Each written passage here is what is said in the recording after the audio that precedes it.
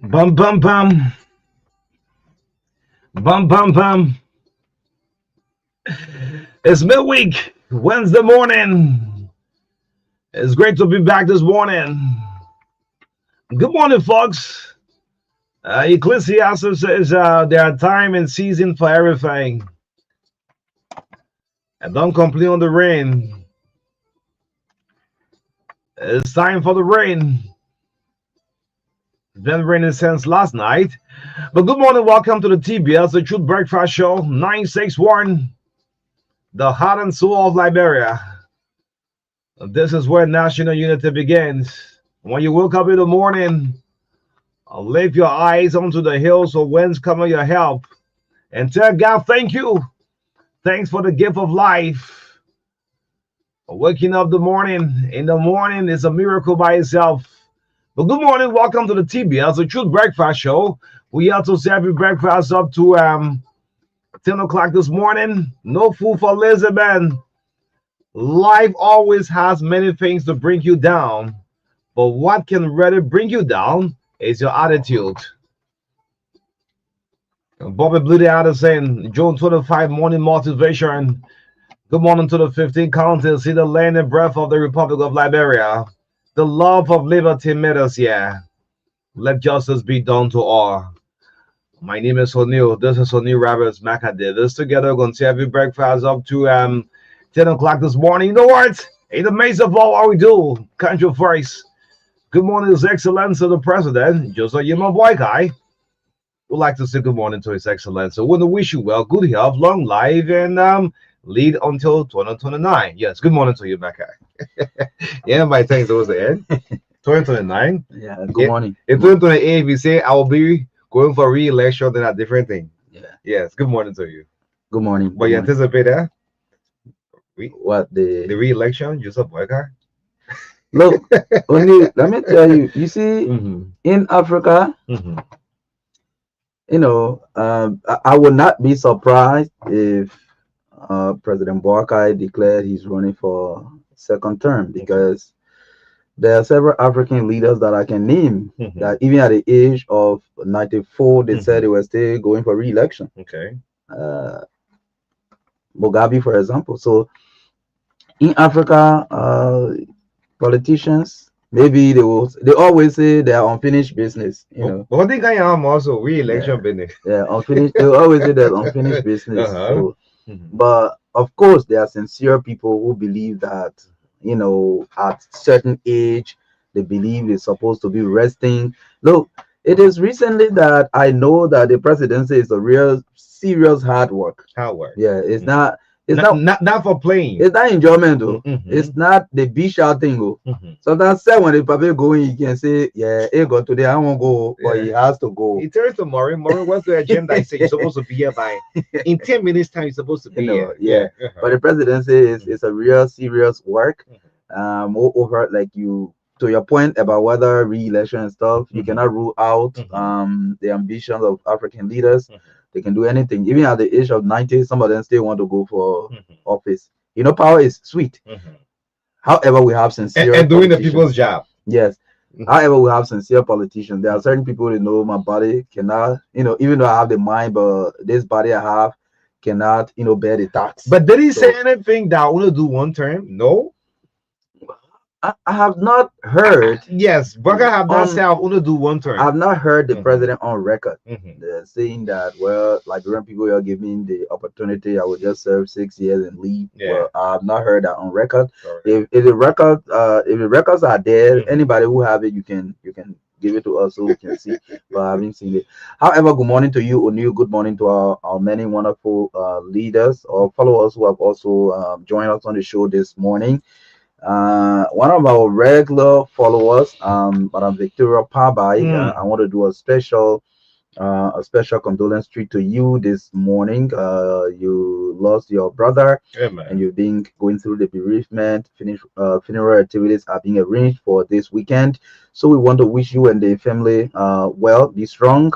Let God console the family. Yes, Madam Yeah, sure. Vicky. Yeah. Yes, condolence. And yesterday I enjoyed something, Marka, sincerely. Okay. You know, this book of condolence signed for the late former President Samuel Kayando, Okay. President Joseph Boyka did sign, Mm-hmm. and George we had to also went on to sign.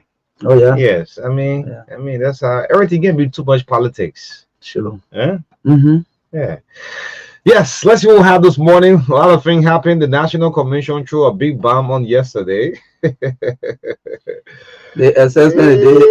The assessment they I did. can be 4 5 seconds. They did not invite the media on the Oh, assessment. the media are left out, eh? What were they looking for? We don't even know. They just came out and say 22, Schools.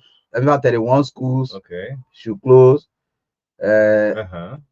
22 licenses suspended. Correct. Y'all going on our assessment. You get no independent media people. How we know what you did? Hmm. Anyway, They're beating years they're zero. doing their work. They're doing their work. They are doing their work. But it's Wednesday, June 25, 2025, and this show is sponsored by EcoBank Liberia Limited, the Pan African Bank, and Orange Liberia, the biggest GSM company in the country. Our co-sponsor, Diamond Mineral Water, Carish Eye Care, and Lacosta's College of Education. Thanks for being associated with the Truth Breakfast Show. Health tips come up shortly with David Coty this morning for 5 minutes, followed by the review of the local dailies. In our studio chat this morning, why the police are staying away from the media for public awareness, on public safety, night patrol, highway traffic, and all of that.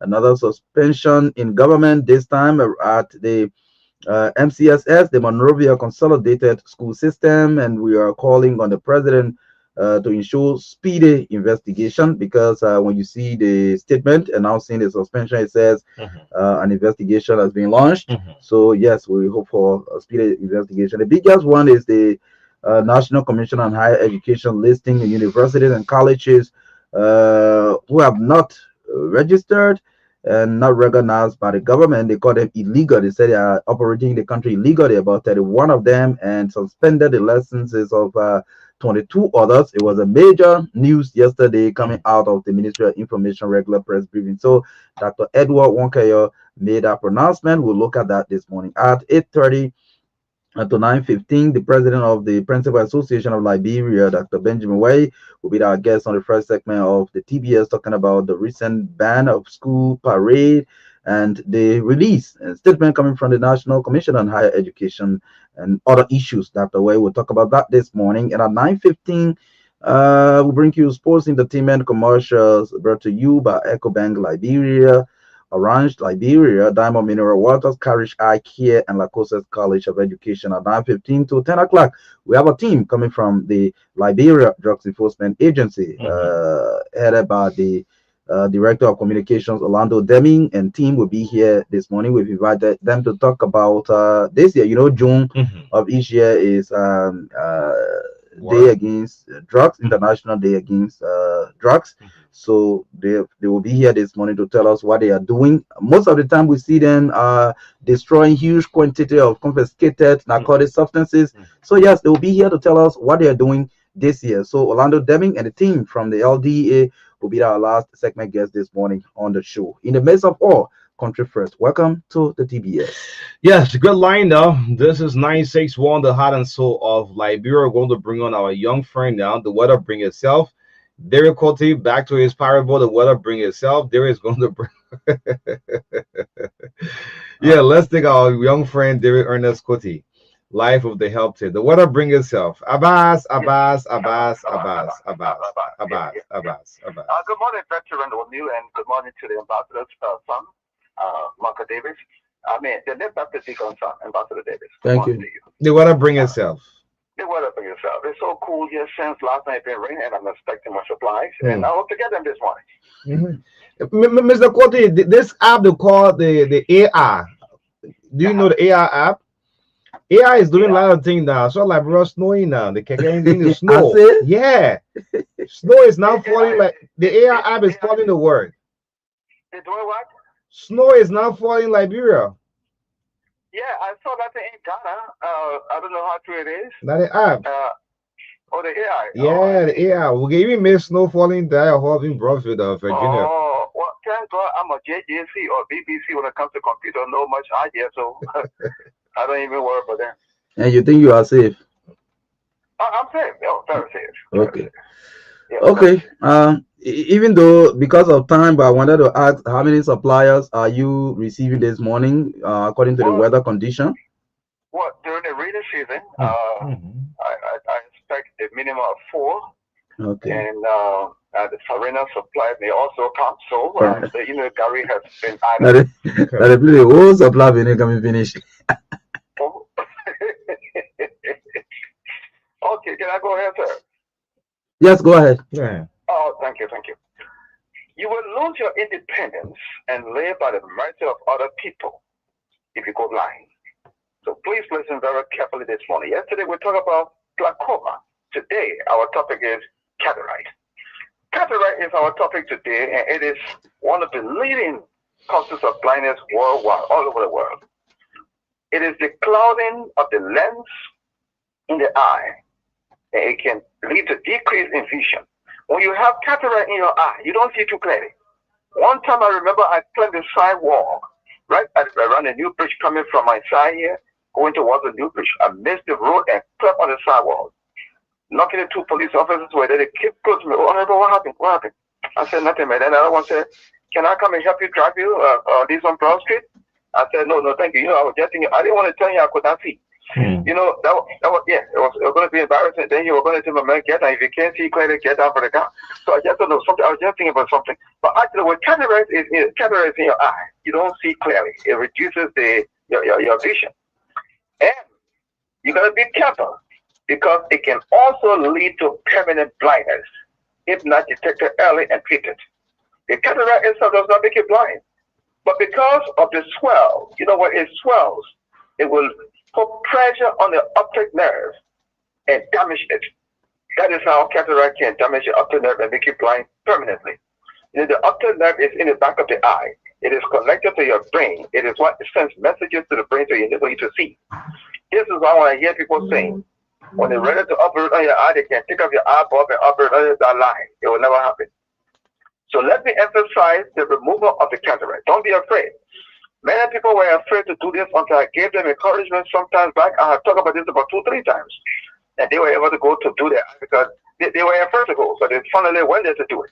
Now let me emphasize the removal of the cataract. First, it can be removed through surgery in about 15 minutes. Way back, it used to take about 45, 50 minutes. But this time, because of modern technology, it takes 15 minutes to remove one cataract from your eye. And a new lens will be placed in, artificial lens. And that lens will be there forever and ever. Even like I have not mine now. 2 of them in my eye, the left and the right. It's there forever. Number 2, there's no pain because anesthesia will be done first. They will inject that part of the eye and make sure that you feel no pain. I was talking with the doctor, we were having a conversation while you were doing my cataract. There's no pain, don't lie. Don't lie to you. Number 3, your eyeball will not be removed. No. That is what many people have been afraid of. People lie to it. They will take your eyeball off and they will operate on it and put it that lie. Because of the optic nerve, no doctor in the world has ever removed anybody's eyeball, operate on it and put it back. That lie. It will stay right there. Because if the eyeball is removed, the optic nerve will be destroyed and you will see no more. So that lie. Go and do it. And if you want my advice, go to the JFK. That is where they have professional equipment and the expertise. I will give you the number. You can call them. That's where they can remove those things very safely. Remember this. How to prevent cataract. Number 1, protect your eyes from UV rays or ultraviolet rays, the sunlight. If you see some people wearing sunglasses, eyeglasses in the day, walking around there bluffing, no, you have to protect your eye from the sun rays. You can wear what it's called, the glasses is called UV 400. But any other good set of glasses can also help. Number 2, eat healthy diet, like fish, carrots, and also Spanish. Number three, keep diabetes and high blood pressure under control. Be very careful. Some of you have never gone to any hospital to know whether you have diabetes or not. Some of you don't even care to know whether you have high blood pressure or not. Put it under control, or else you have a problem. Number four, stop smoking. Smoking has no benefit. No benefit. It can only destroy you in many ways. All right. Number five, avoid excessive alcohol intake. Hey, man, one or two bottles, man, will be enough. But you must do one crate of beer a day. You know, whiskey and king juice on top of it. Be careful, man. Number six, do regular eye checkup. It's important. I think if you go for the first time, your ophthalmologist or eye doctor will tell you when to go back the next time. But it's always good to check it regularly. And don't just carry yourself and leave your children behind. I told you yesterday that children can be born with glaucoma. Yes, glaucoma. You can be born with it. Don't always go and check your own and leave the children behind. Carry them. Those beautiful children can be president or whatever tomorrow for the country. Number six, reduce screen clean. Screen. Reduce it. I'm talking to you and Marka in there. No one likes to just watch football team. You go close to the TV. Stop it. Sit a little far from the TV. Don't always carry yourself close to it. You don't like to go to video club. You can't sit if you want to be right in front of the boat because when our students fall, they will send some money to you. They have to pay your school fees. So you want to be close to see how you're going. Be careful. All right? God willing. I will be back. I will be back. In the meantime. But in the meantime, I got to get out of here. It's really, I'm expecting my supplies. Okay. Yeah. Continue. Yes, have a good day. Continue with your supplies. Yeah, my supplies are coming. Thank you. Okay. Yes, thank you. Derek Koto of the Help Taste, a regular feature right here on the Truth Breakfast Show. And today is the birthday of Evelyn Sigwe. Happy birthday to you, Evelyn. And tomorrow is the Chief Justice's birthday, Sienna Yo. 1070 on tomorrow. Oh, yeah. Meanwhile, President Boyka will be appointed a new Chief Justice. Yeah. Happy birthday to you. There's time for everything. Yeah, time and season for everything. Sienna Young turns 70 on tomorrow. We can bring a lot of things to do. Yeah. Yeah. Let's find out what's making news from the print media this morning.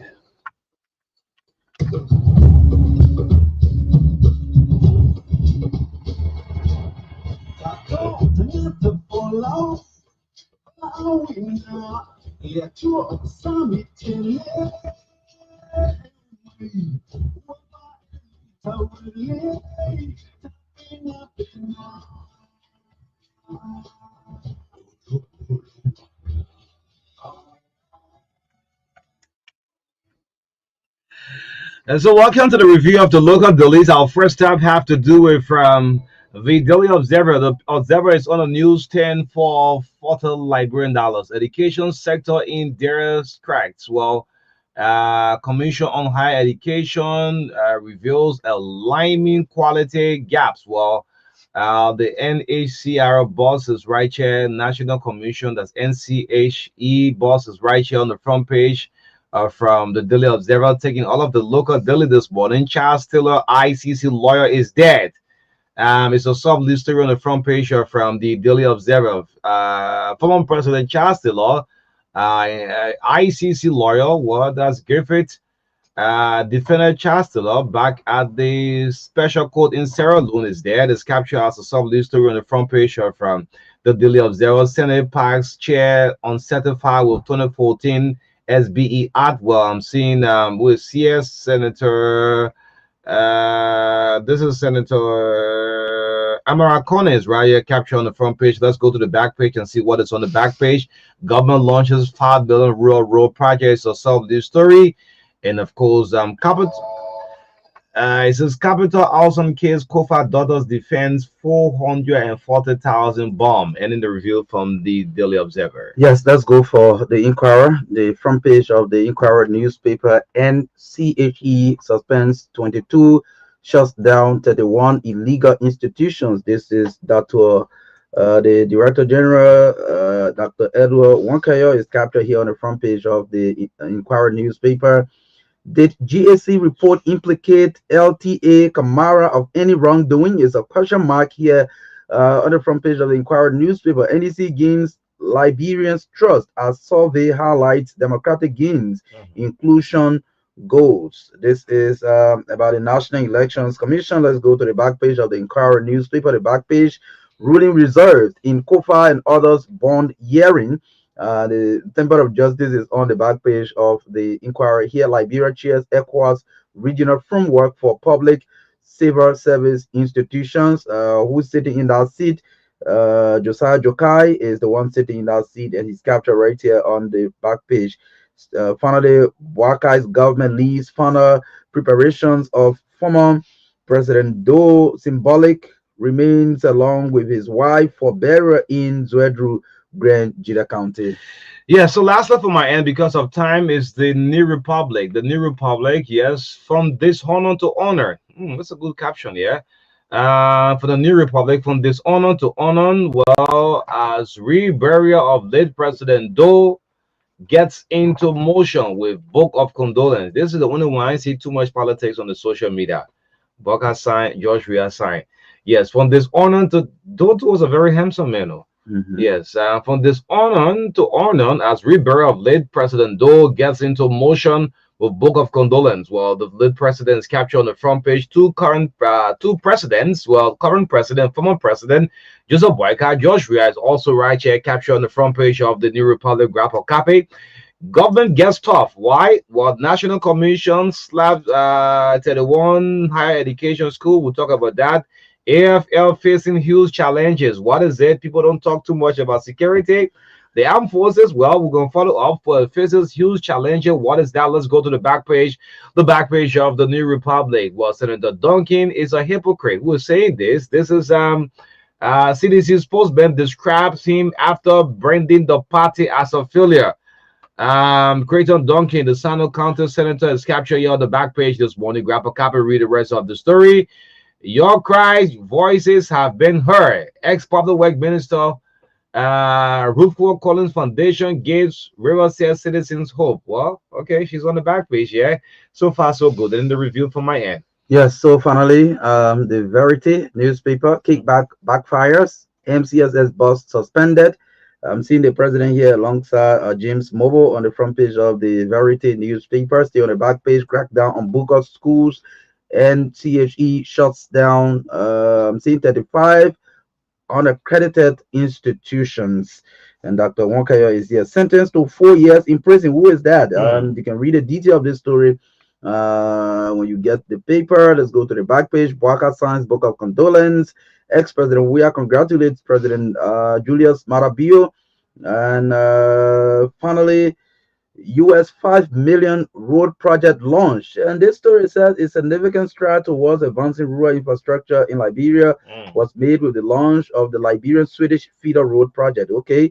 You can read detail of that. New port equipment to be commissioned at the National Port Authority.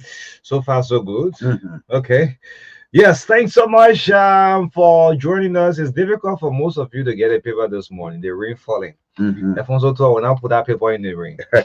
It's not possible. So the best for you to do, just listen up to the radio. But if the rain subside, if you find out, those of you the public relations, you find out that the stories are interesting, you have to get them the newsstand and buy a copy of the paper, or the website now makes it very easy. Yes.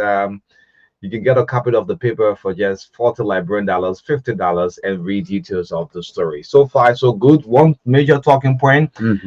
This National Commission on Higher Education, I feel we can reserve it. Yeah, Dr. Wei will answer some tough questions, but one concern here is why is it the media was left out?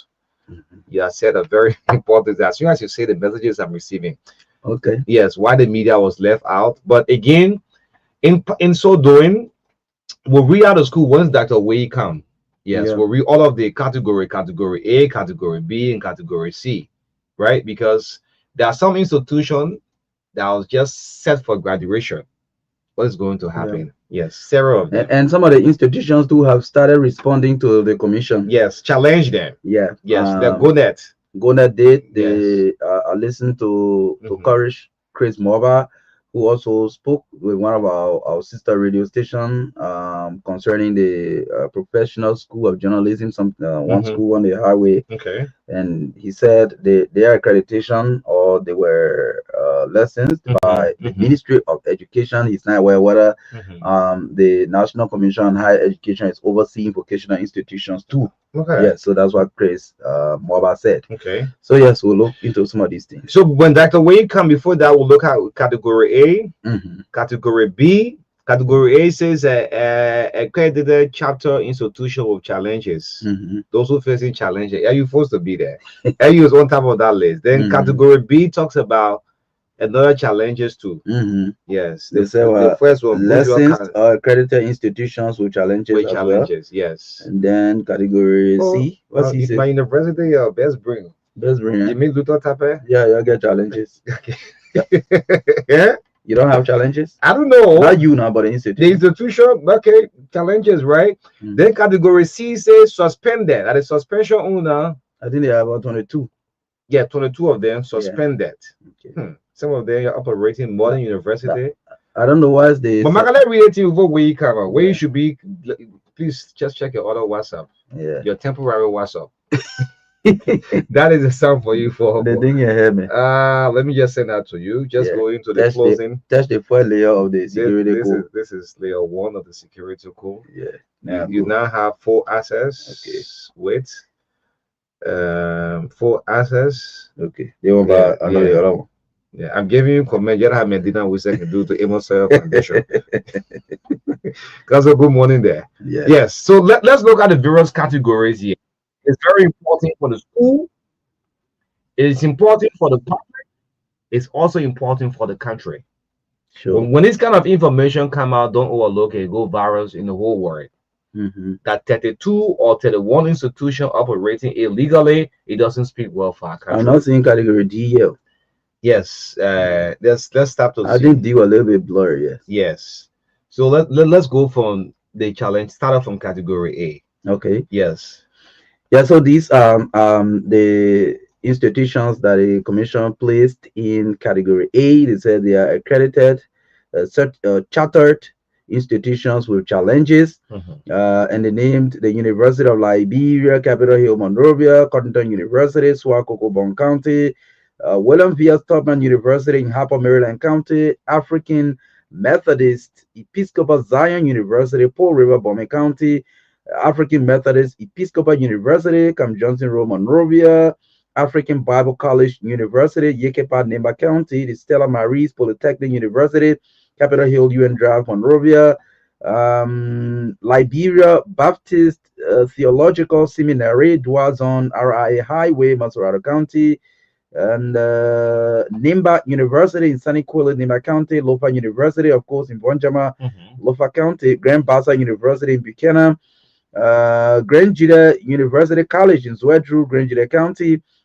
Margibi University in Habel, Margibi County, Bon County Technical College in Banga, and Lutheran University of Liberia, also in Banga, Bon County, Liberia Maritime Training Institute in Marshall, Margibi County, the La Cosas College of Education, Jersey Road, Pinsville, Monserrato, Liberia International Christian College, Ganta, Nimba County, the Sumo Moi Technical College in Brooklyn Community, Lufa Road, Banga, Bon County. They have the Notre Dame University College, 15th Street, Cinco, Monrovia, Bombing Community College in Tottenberg, the Carver Mission Christian University in Kingrave, Pinsville, Baptist College of Missionary Physicians, Banga, Bon County, Adventist University of West Africa, Shuffling, Margibi County, the Apex University.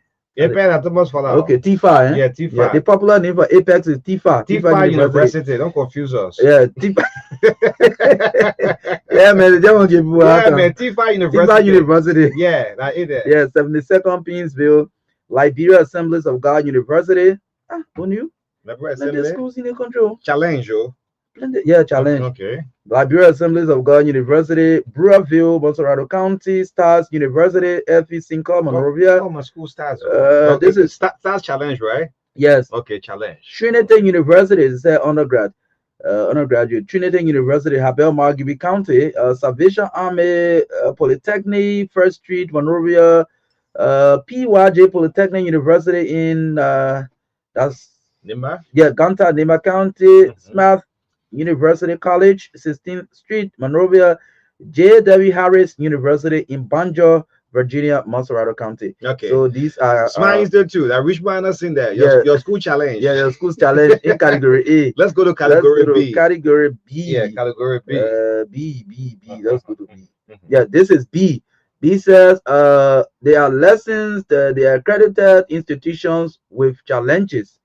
And they said they had a Bushra College of Science and Technology in Newtown, Bushra Island, Best Green University College, Thinkers Village in Painesville, Blue Crest University College in on the Tottenham Boulevard, Monserrato County, the Liberia Duja University College in Johnsonville, the Central Liberia College in Banga, Rafiki College of Classical Education. What is good name? Rafiki. Yeah, I don't know that's how you call it, but it's Rafiki. Okay. Yeah, College of Classical Education. NetLab College of Science and Technology, Congo Town. Oh, that is one we used to call it NetLab Vocational Institute.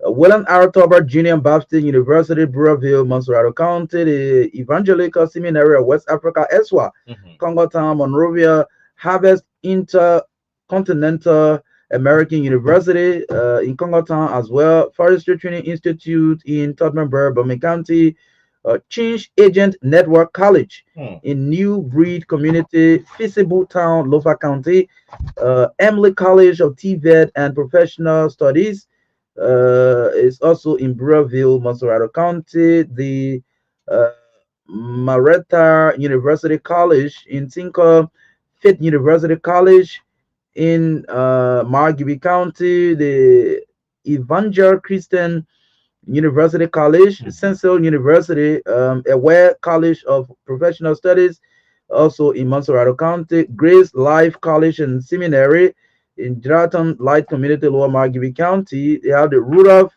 Quanon University in Wintown, Lower Johnsonville, the Hill City University of Science and Technology. It says in Bangmatstown, Ralphie Highway, United Methodist University, Ashburn Street, Monrovia, the Sino County Community College, of course, in Sino County, Grand Crew Technical College, as well in Grand Crew County. Let's go to category C, Dr. We already in studio, the one that are suspended. Yes, category C, category institutions C. Whose licenses are suspended. The number one is the Wesleyan College, Somalia Drive, Painesville. Suspended. When you call it one, is suspended. Okay, yeah. So we'll follow if the suspension will be lifted. We should know you left the media out doing it. And what's the interpretation of the suspension? Yeah, you will still be running or what? Because they say they suspended. What does that mean? We'll add that away. Maybe you know. Yeah, maybe at the principal association. Gloria Joyce Stanley Institute of Science and Technology suspended. Is in where? Is it where? One town. Dallasville, somewhere there. Suspended. Living Bread College of Arts and Science. Suspended. Prevailing Word University. Liberia Christian College. Suspended. Kula Foundation University College. RI opposite Jamaica Resort. But they got to put Jamaica Resort there again. Yeah, I think that's suspended. Suspended. AVM University College. AVM. Yes. Okay. It's AVM, not Avanto. Okay, AVM. Okay. Spiritual Life of Bible College. Spiritual Life Bible College. Yes, suspended. Mount Mines, Bushra Island, Maretta College of Professional Studies. Suspended. 3rd Street, Messiah University College. Tell me something. Cypress International University. Zion University? No, not Zion. They said Messiah. Oh, Messiah. Okay. Okay. Zion is in category A. Cypress International University, they say it's in Johnsonville, is suspended. Christian Leadership Training College, also have Christian University College, Modern University College, suspended. In Painesville here, John Christian Community College, suspended. African International Institute of Science and Technology. We have Jake Memorial Baptist College, Stone College of Technology, Kings and Queens University College, Greater Vision College of Health Sciences, Bashar University College. Basha? Infamous Bashar University College. They can't even put a one Trinity graduate here. University master degree program is suspended. Trinity is in Margibi. This Trinity, I think, is the school that's being run by the former senator Tonala. Yes. Okay. Yeah, Jim Tonala, not Vapila. Oh, James Tonala. James Tonala. Yeah. Yes. So far, so good. Yes. That's the way you're already in the studio. So, we went too far. Yeah, but 9 minutes. we'll add his time there. Okay. We are time. Okay. Yes. Good morning, folks. This is the Breakfast Show 961. This issue is a national concern. Yes, we did extremely well to list your schools for those of Now, you. publicity, the free publicity. Yeah. Free. So, schools that are just hearing it for the first time. You know that Tozo Library supposed to be having degree. Yeah. The amount of schools that we have. So, everyone not getting degree now. If you go to doctor degree now, is it arguing on the social media for doctor degree business now? Yeah. I don't know what people will think, but I want to openly congratulate Dr. Benjamin White and Lacoste College of Education. Yeah. Yes. We're almost not because in there. Not because he's here. Okay. That probably know me.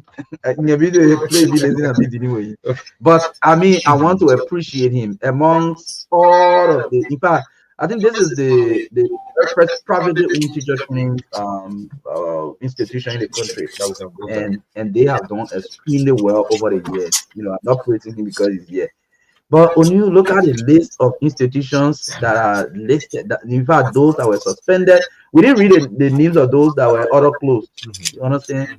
But for Lacoste to be amongst, to be in category A, I think they are doing extremely well. They are legal institutions. They are abiding by all the rules and regulations in the education sector. So I want to publicly congratulate them. Imagine if that medical school here, that's one thing. I see. In these schools are all medical schools in the majority. Yes, but I think we all said now. We don't want to eat up the time. Dr. Benjamin Waits on camera. Those of you watching, he's president of Lacoste College and president of the Principals Association. But he's wearing the category A glasses.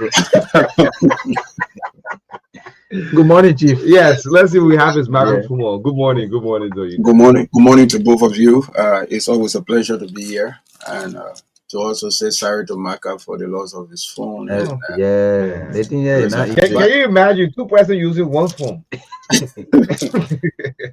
But you have to say, but I don't know why people don't do SOS. I saw my data pills and did an SOS call for someone else. I don't know what Bishop Kula want me to call his name, but I want to congratulate him. Not fair, man. Yeah, he did extremely well. He made available $200 to the lady I was making it SOS call for yesterday. And you needed SOS call for imagine this life. I will go to heaven, I will go to heaven. Yeah. That good morning, man. Yeah, but it's good to be here. Yeah, thank you for the invite. I'm not really getting your audio through. Bobby Addison always listening up to the radio. Way is okay. Dr. Way is okay. Let us know. Yeah, I think it's okay. You tell something. Good. Yes. Yes. Good morning again. Let's hear you. Good morning. Yes. Good morning, you and good morning. Yes. Let's start out with this. With this information breaking out through the media, is it good for the country or is it not good? Well, this is a show of advancement for the education sector, specifically the higher education sector. I must be quick to know that it's not because we are in category A, so we should continue to shame those who are in other categories. We were once in none of those categories. At some point, we were declared as bogus institution by the former Director General of the NCHE. And I can recall quite frankly that upon that announcement, just trying to put myself in empathy with the students, the faculty, the staff of those various institutions whose licenses were suspended and some of them declared, closed down, the empathy should, it's easier for people to carry the headlines, bogus and suspended, this excitement. But I believe that what many people should understand is that quality education in Liberia is required at every level. Accessibility to higher education is an issue.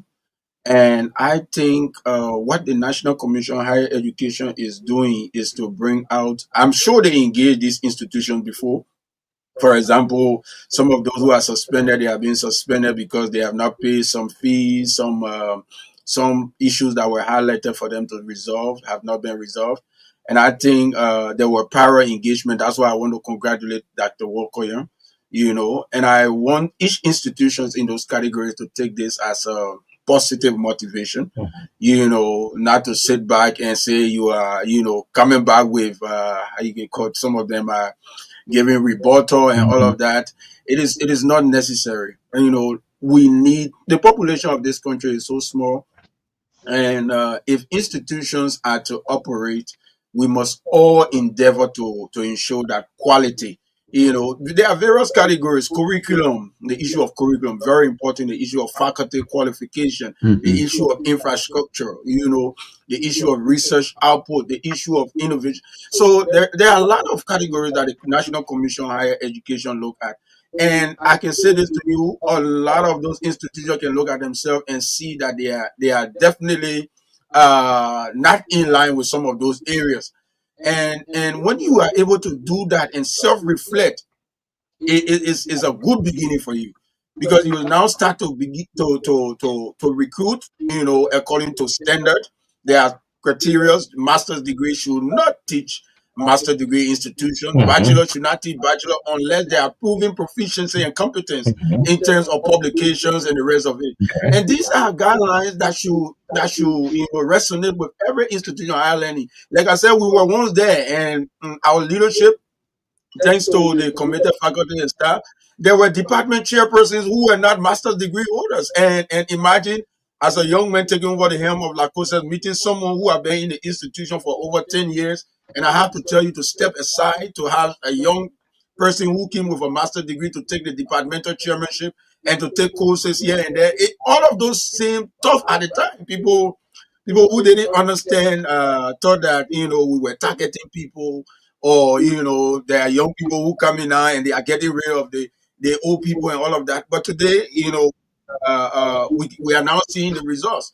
So I'm just calling on institutions in that category to beginning yesterday and today, to self-reflect, identify. I want to be convinced the National Commission, after every assessment, usually send back an assessment report.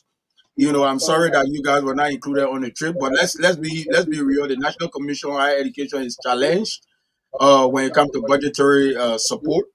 I'm very much aware of that. So they usually send back a feedback from their assessment. Dr. Jalayu will usually do that. Dr. Walker, and you can look at those feedback and begin. It took us 10 years to get here. Only yesterday Mm. 10 years, Mhm. 10 years from 2015. You Laco says, came into being as a result of filling a gap due to the closure of all the government run TDIs in the 1990s, and started to provide emergency education because there was a brain drain of teachers in the classroom.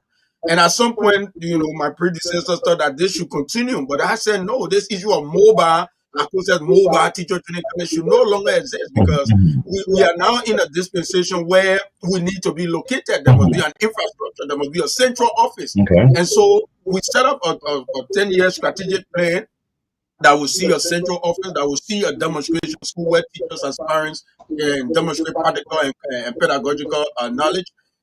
All of the counties where we didn't have the infrastructure, we closed down.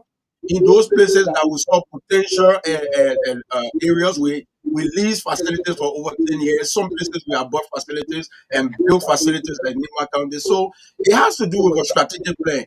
We must shame those who are into this for profit making. Mm. You just open something and you start to collect fees. It's a shame. I mean, you can't operate in a vacuum. In fact, in school administration, as I conclude on this, Mhm. one of the first basis for establishing any institution is the issue of permit. We call that the legal pillar. School administration is the management of human, material, financial, and legal resources. And one of those legal resources is the issue of permits and accreditation. And so I want to join the National Commission on Higher Education, the Ministry of Education. Kudos to the minister who are sure approved this, because she's the chairman of the board of directors for this initiative, and call on all those affected to begin to endeavor to meet those missing pieces that the commission has highlighted in their So findings. just in 30 seconds, when the commission says your license is suspended, what does that mean? Marka, it is like when President Joseph Boakai said the MCSS boss is suspended. It's not the word suspension. You step aside, You could you come stop back. operating, You could come you could back. come back Uh-huh. until you have met certain Don't use Boga criteria. example. Boga suspension is like You a can't come dismissal. back. You can't come back. Maybe that's why he applied for Mhm. presidential appointment. But I think for the issue of higher education, some of these institutions are needed. Some are medical, some are vocational, some, Mm-hmm. and some are in areas where no institution of higher learning exists. So I think they should just proceed to the National Commission on Higher Education and begin to put in the various infrastructure, curriculum, and seek approval for adding additional content. Like for us, we are about to go into TVET, but we didn't jump up to just go. We are writing the Ministry of Education. You know us to be teacher training. But entrepreneurship nowadays, teachers can not only rely on their salaries. We want to add TVET to ensure that teachers have one or two other skills, and we have to write the Ministry of Education. And if necessary, we'll go through the National Commission. So you can just wake up and say, because you are accredited to offer, XYZ, you can add this without the commission's consent. I think Liberia's educational sector is getting somewhere. Okay, yes, let's come to this very important issues or issue that was raised recently. The Ministry of Education and the Liberia National Police came up with a strict order placing a ban on street parades by schools during gala day celebration, after wax celebration, and do these kind of activities. They believe that it poses risks to the lives of people. Let me firstly say that the intentions were good, but the procedure it caused for concern, especially from stakeholders. I am speaking as president of the Principal Association and a member of the National Advisory Board. I have communicated my dissentment with the institution dissentment with the Minister of Education and the deputy Mhm. at the Cottington graduation. I met her partly on the sideline and informed her how we were concerned about the announcement without engagement and consultation. It's like the father of the home bringing police on the children without informing them what are the what are those things that necessitates this kind of action. I think it was a knee jerk reaction. You don't want to bring something that involve the police without the involvement of principals. I would have loved if the association, the principal association, maybe the PTA, were at the back of the minister. You see Donald Trump when he's giving his recently when he launched on stuff. You saw the vice president, you saw the stakeholders behind him. That's a signal to the schools that look, this thing did not come out unilaterally. You don't want the education. This is something we have fought against over the past administration. You don't want the education ministry to be seen as a dictator. And that is the reason why the National Education Advisory Board was even constituted to ensure that policies that affect the masses or the lower people are addressed at the various levels and Was the imposed. advisory board consulted on this decision? I am not aware of such. And that is where I express my resentment, because let's face the fact that there are schools who violates, and like you have the motorbike issue, there are no go zones, right? Mhm. We expected that, look, okay, if this issue is of a concern, which has always been of concern, Mhm. can we now come on the table and declare no go zones for parades? You know, and what Mhm. is happening if we Mhm. are not careful? Because I'm leaving the National Education Advisory Board because my tenure expires Oh, okay. as president of the National Principal Association this Friday. This school time? Yes, this Oh, Friday, my wow. tenure expires, and so I've written the minister. Informing her that beginning Monday, I'm no longer a member of the National I Education hope we'll have Advisory. someone acting president just like you in Of the course, next it has to session. be the president of the incoming president of the Principal Association, because it's an institutional Okay. Membership. membership. Okay. Both the Wire Council, Mhm. where I've served, and the National Education Advisory Board, according to the Education Reform Act, are institutional membership. I wouldn't want to hold on to something institutional when there's an elected president. Okay. So like I was saying, I would have loved if there was some emergency board meeting called, and say, look, this is an issue. Let's sit on the table and say, look, Central Monrovia, no go zone for parade. Gravity Highway, no go zone for parade. And the school administrators are aware. We can now, since we are the one who constantly meet our principals, say, look, this is necessary. Do not put your students on the street here. Do not put your student at this point.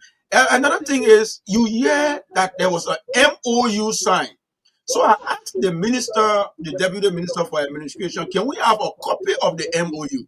And he said it's in the release. Between the ministry and the police? Yeah, it's in the press release. And so I'm wondering, will we go to the press release to find the do's and the don'ts of the MOU? The MOU should be forwarded to stakeholders. Wow. That this is X. You are not allowed to do X, you are not allowed to do Y.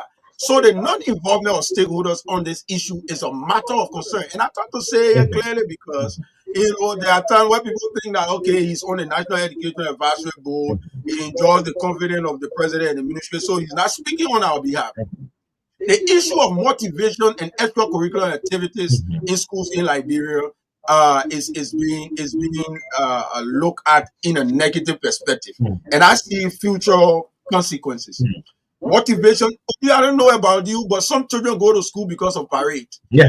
Some children will be in the community and they will ask their parents to go to school because they saw their friends parade clothes. Over the years, that has been an issue.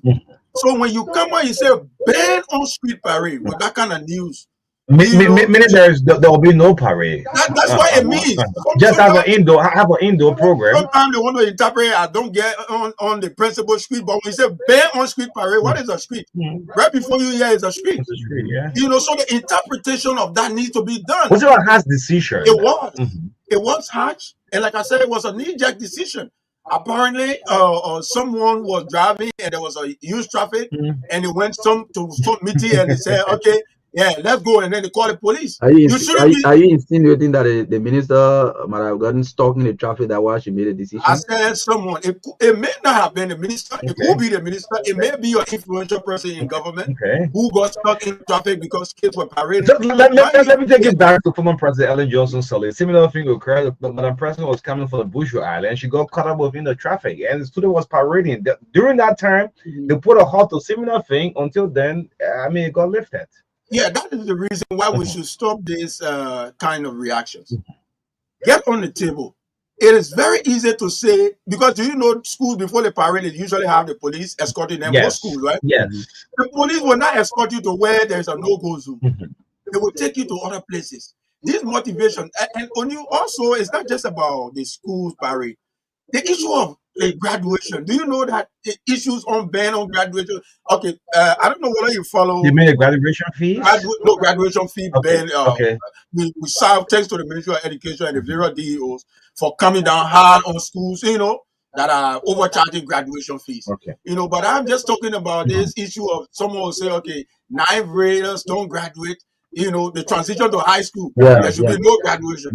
And most time, I said to myself, we copy mostly from the US.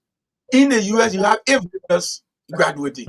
I think the problem we refuse to identify the main problem, and the problem is charging parents, right? The problem is not a ceremony.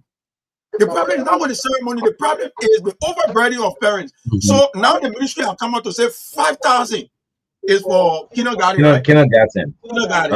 They said below $100 is for high school. Right? And they have started to find people. That's what we want. If you say junior high, 1,000, or you say 500, only for diploma, to have that transition. No, I earned a PhD today because there was a motivation in me from kindergarten graduation, and my mother always used to kill chicken on every graduation. And so there must be a kindergarten graduation. There must be. Please clear me on this. Who are those who graduate? Kindergarten, 6th grade, 9th grade, and 12th grade. Confirmed, right? Yeah, that should be. Your voice is being heard across the country. I'm telling you, that should be. You will repeat yourself. there should be Uh-huh. a graduation ceremony, Uh-huh. a transitional ceremony for kindergarten, Mm-hmm. sixth grade, Mm-hmm. ninth grade, Mm-hmm. and 12th The grade. progress. At those points, we have national exams. At those points, the curriculum is designed to test competence to move to another level. Okay. When students have performed in those areas, there should be some form of ceremony in their recognition. But to just come and say, because of the problem of overcharging, which I agree with you, there should be no school that should overcharge any parent. So you indicate what should be done. And the ministry, the DEOs are becoming very effective. You overcharge, they fire you, they ban you. That is something we welcome. So But let me take you no, back that way. Let me take you back to this ban on street parades. yeah, You yeah, mentioned the issue of lack of consultation in the process. yeah, But again, this they name something about safety issues. yeah. Do you what do you think about the safety aspect that it raised? Now, that's what I'm telling you. All of us are concerned about safety.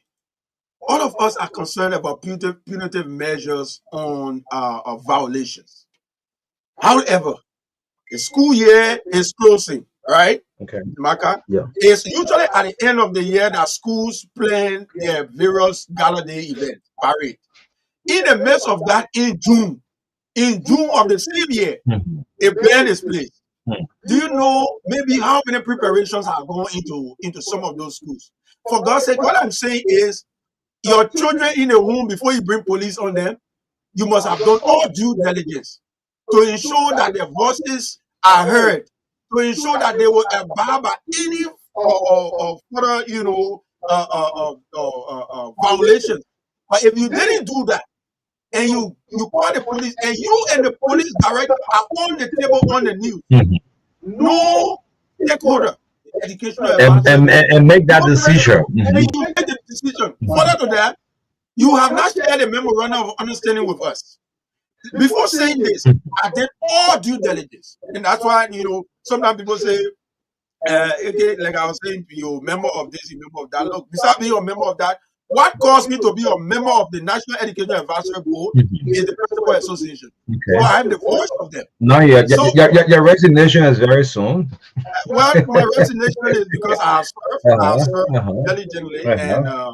the Constitution required that there should be transition. Even aside from that, I've called for this transition a long time. I have several work that is ongoing. The West African, Education Resilience Board. Our service now is international and at several other levels. Maybe we could leverage our experiencing with the university, the there's a name for the conglomeration of universities. Mm-hmm. I think the Association of Liberian Universities. I think that is where we may be heading. Now that we have these kind of quality assurance issues, the issue of research output is becoming something in higher education. So maybe that's where we need to start serving and give the principalship out to others to see. But I think the Ministry of Education is doing very well in many areas. But it's important for us to flag out the issue of stakeholder consultation so that we don't repeat the mistake of the past. When was the last time You, you even sat on the round table with MOE? oh yes, I sat in two meetings of the National Education Advisory Board, one last year and one this year. Mm-hmm. Um, in those meetings, there You was hear nothing about the parade no, suspending. no, no, no. There was nothing of such about the parade. There was nothing as such. What I do know, let me commend the ministry for the issue of the school permit issues that we made recommendations. It was heard, and I'm calling on schools to get ready this year. The ministry will be coming up with the new permit regulations, which will buy. Those kind of consultation help us to plan well.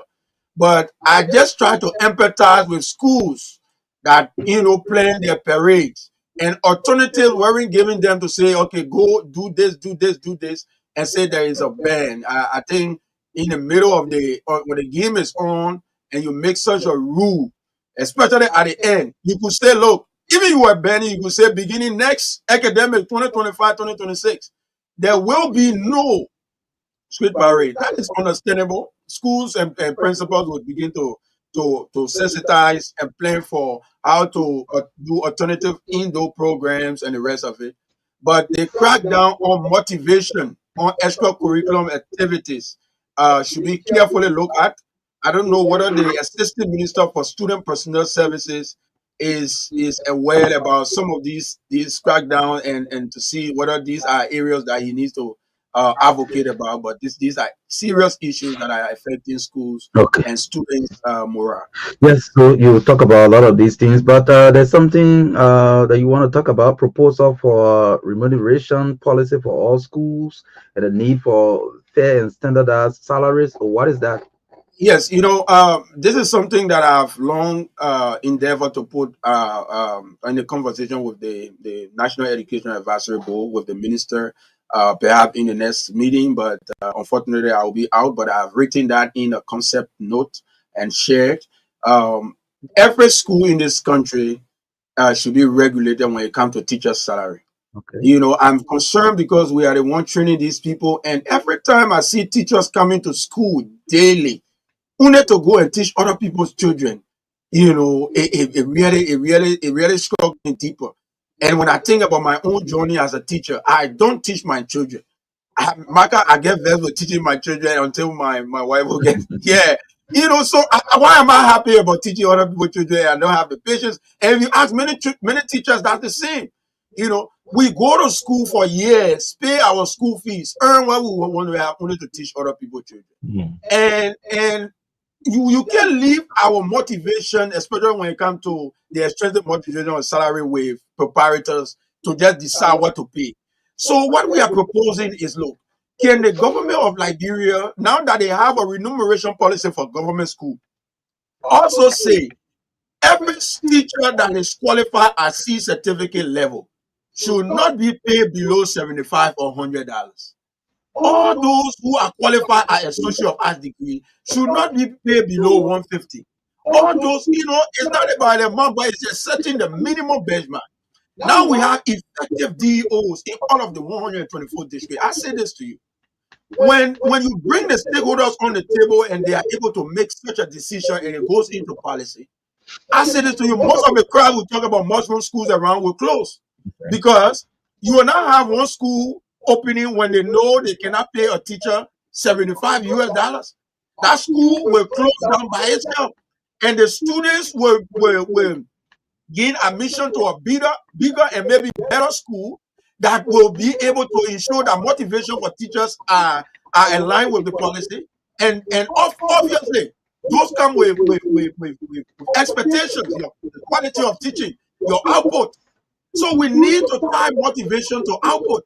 Unlike what exists now, 75 to 79% of schools in this country are run by the private sector, 21% run by government. If there is no regulation on how schools and teachers are paid, and remember, teachers are the nucleus of the education sector. You will not have 79% of the schools run by private sector institutions and leave the issue of remuneration and motivation to the proprietors, their willingness to do or not to do. This is something that we are calling for, and we will continue to advocate for it. But I think it's something very easy. Even if you save $50, you have started from somewhere. If you save $75, then a teacher who is going to school, in fact, it will serve as a motivation for teachers to go and gain qualification. Because I know if I don't earn a C certificate, I will not make $100 in any school across Liberia. If I don't earn an associate of arts degree, I cannot make 150. So then schools will begin to plan their budget according to the policies the ministry make. So I'm happy that today we are now seeing enforcement by the Ministry of Education on the issue of violations. The new DEOs, congratulations to the ministry for recruiting new set of DEOs with competence in education. That is a plus, but I think we need to go further in more consultations, more policies that affect the very people at the nucleus of the How system. far are you going with this proposal? Are these being communicated to any stakeholders? How do you intend this message to reach the owners, like the social media people would say? Now, let me say, there are several platforms where I've talked about this. I think when the minister took office, I wrote a concept paper. I shared it through email, and he outlined this. there are research. I have several publications in peer-reviewed journals that talk about teachers' motivation and the input-output outcome gap of educational policy case study of Liberia. I have been of the notion that scholarly work, scientific work should inform policies. So we will not stop talking. I believe that it will be heard, on the table. I have access to the minister in several other gatherings. At any point in time where we have the opportunity to meet again, the deputy minister of administration will be at La Cosses on Friday Okay. at the induction ceremony of the principal association. This is one of my talking points, and I'm happy that he always conveyed my message to the minister. Like the last time when I raised the issue of the decision without consultation, he was magnanimous enough to let us know what led to it, and apologize for not informing the association. So we'll put that before him on Friday again. And I'm sure he's going to complete that. But I think Liberia is getting somewhere when it comes to setting standards and measuring output. Okay, finally, maybe just in 2-3 minutes, current activities at La Cosas. What are you doing currently? Yeah, thanks for your recognition of the boss you saw. I thought there were two. Well, we design it in a way that both sides carry the school information, I both the see. college and the demonstration I school. see. That is the first of its kind. That will ease transportation. We usually take our students on field trips, practicum activities from school to school. Like right now during this vacation, teacher aspiring are supposed to graduate in February next year are supposed to be assigned to various demonstration school to demonstrate their pedagogical and content skills. Schools interested in getting some teachers from Narcosis for pedagogical stuff, especially during their vacation, should contact my WhatsApp. Send a request to 0775 717210 on WhatsApp. 0775 717210. We will look at your proposal and the distance and assign 1, 2, 3 teachers to your school during the vacation to be able. So the bus will facilitate transportation of our teachers. Of course, next year the demonstration school, which is currently in several communities, Barnumsville, we have a new extension at the district office of Barnumsville behind the police station at Keba Junction. The Dr. Way extension of the demonstration school has a new annex where we have acquired from. It was a school before called Sunset Academy, but we have acquired that fully for the next 10 to 15 years, and it's going to be run by at the demonstration school in addition to the patient shop. So there are a lot of innovations. Our teachers, of course, we have scaled down faculty. 65 faculty members were declared redundant due to USAID shutdown. Mm. And every administrator now at La Cose is in the classroom. I am teaching 4 sections in school leadership and financial management.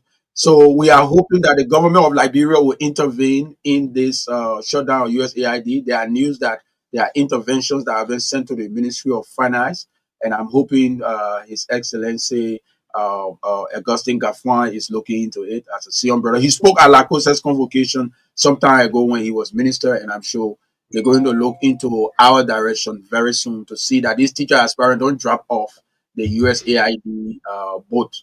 Yeah. Okay, yes, Dr. Benjamin Wade live with us this morning has spoken on so many issues. Let's hear from you. Let's get some reaction from the public. You can participate by calling us on 0770-153-265, 0770-153-265. Let's hear from you. And also 0770-202579. Let's take the first caller here this morning on this line. Good morning. Good morning, O'Neill, and good morning, Marka. Morning. And to the first issue, my name is Alpha.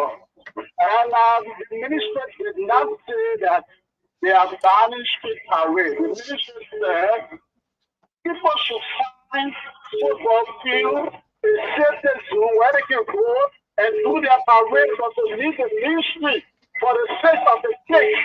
And that's what they have said. They did not ban it.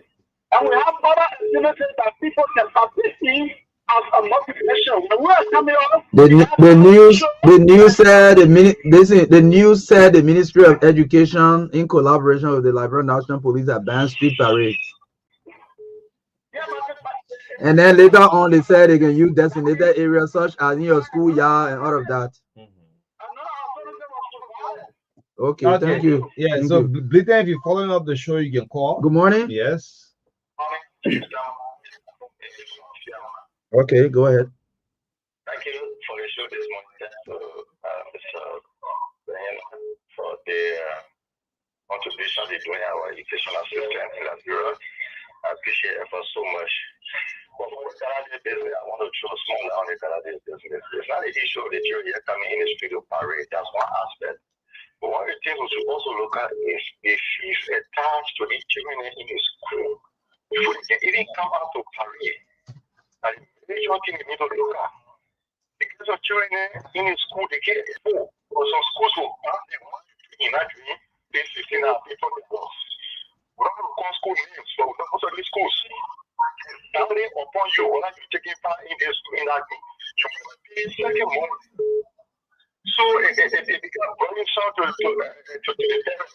Okay, thank you. So that's why also, and when Dr. White talked about the issue of consultation, I think in the schools themselves they need to always consult the PTA too when they're taking some decisions, especially on fees. Good morning. Yeah, good morning, Marka. Good morning, O'Neill. Good morning, Dr. E. Just hold on, Francis. Francis, hold on. My name is Dr. Lake, Mr. Number One, Marquis County.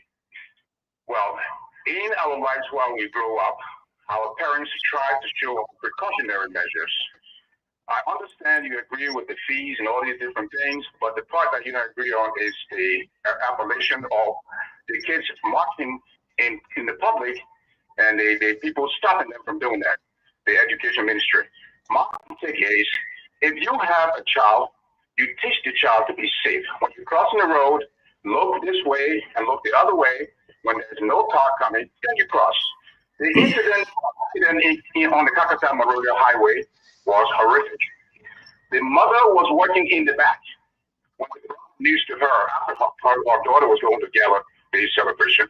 Now, if we think that's too hard, wait until another life is lost. If you find a place, the people live in the neighborhood, they live in those territories, they know where to go. They can find a place that these children will be extremely safe.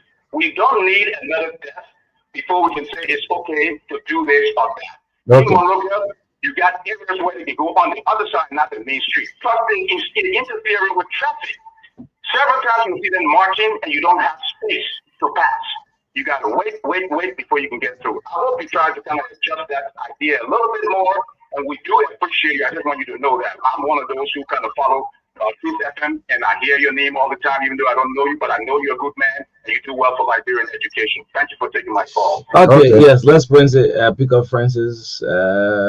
Yes, good morning, your life. Go ahead. All right, again, good morning to our senior guest, Dr. Hawaii. You know, there are a lot of points that you spread this morning. I want to agree with him, most especially the issue of K2 graduation. You know, sometimes people feel that it is just meant for money raising. No. The motivation is very, very key because there are children that don't want to go to school at all. But every time those kind of motivation are carried on, sometimes they themselves are motivated to make an attempt to go to school. And the second one is the issue of the parade. It's also the issue of motivation. The parade, every time we get out to parade with the children, we understand the system measure need to be put in place, but getting out with the children is stir up other children in the community, right? That are not waiting at all to go to school. I'm aware of this. We enter so clearly, there are children that you see, but the first year we enter the street, right? And we did it by children, you will see children by the roadside, and they right away they made decision to go back to school. So I hardly want to agree with that this morning on that point. Thank you so much. Thank you, Francis Halley. Thank you. Yes, I'm trying to connect with. Let me just take this one. Good morning. Yes, Maxim Blitten. Go ahead. Go ahead.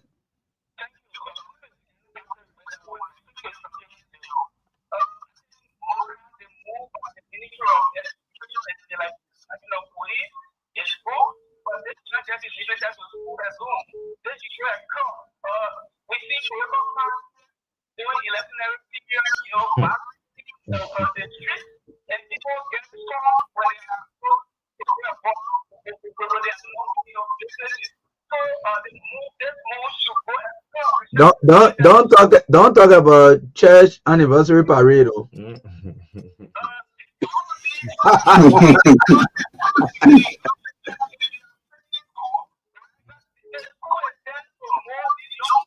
Okay. Okay. Okay. Thank you. Let's take this. If you can get yes, go ahead. Good morning.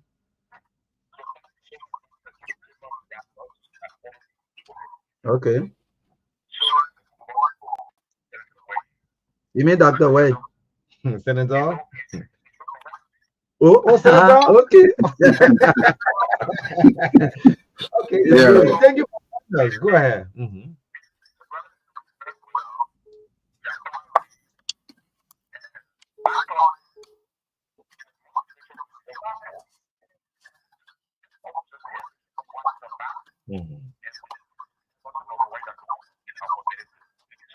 Okay. Thank you. Yeah. So far. So far, so good. Well, I tried placing call to Maxim Blitten, the head of communication, Ministry of Education, not going through. Anyway, yeah. So that's the way you listen up to the callers. Yeah, so I just want to say thank you, and I think Mr. Lake, and the rest of it, all of us are concerned about the safety of these kids, but I'm only concerned about stakeholder involvement, stakeholder engagement. These things can be settled together. We have been able to climb down this issue of exorbitant graduation fees. It didn't happen alone. The principal association was involved. You talk about the issue of permit. We were involved. I have been on committees representing the principal on teachers licensing issues. I am only saying when there are calls coming to us that, look, you are the leaders of the association. Where were you doing the signing of the MOU?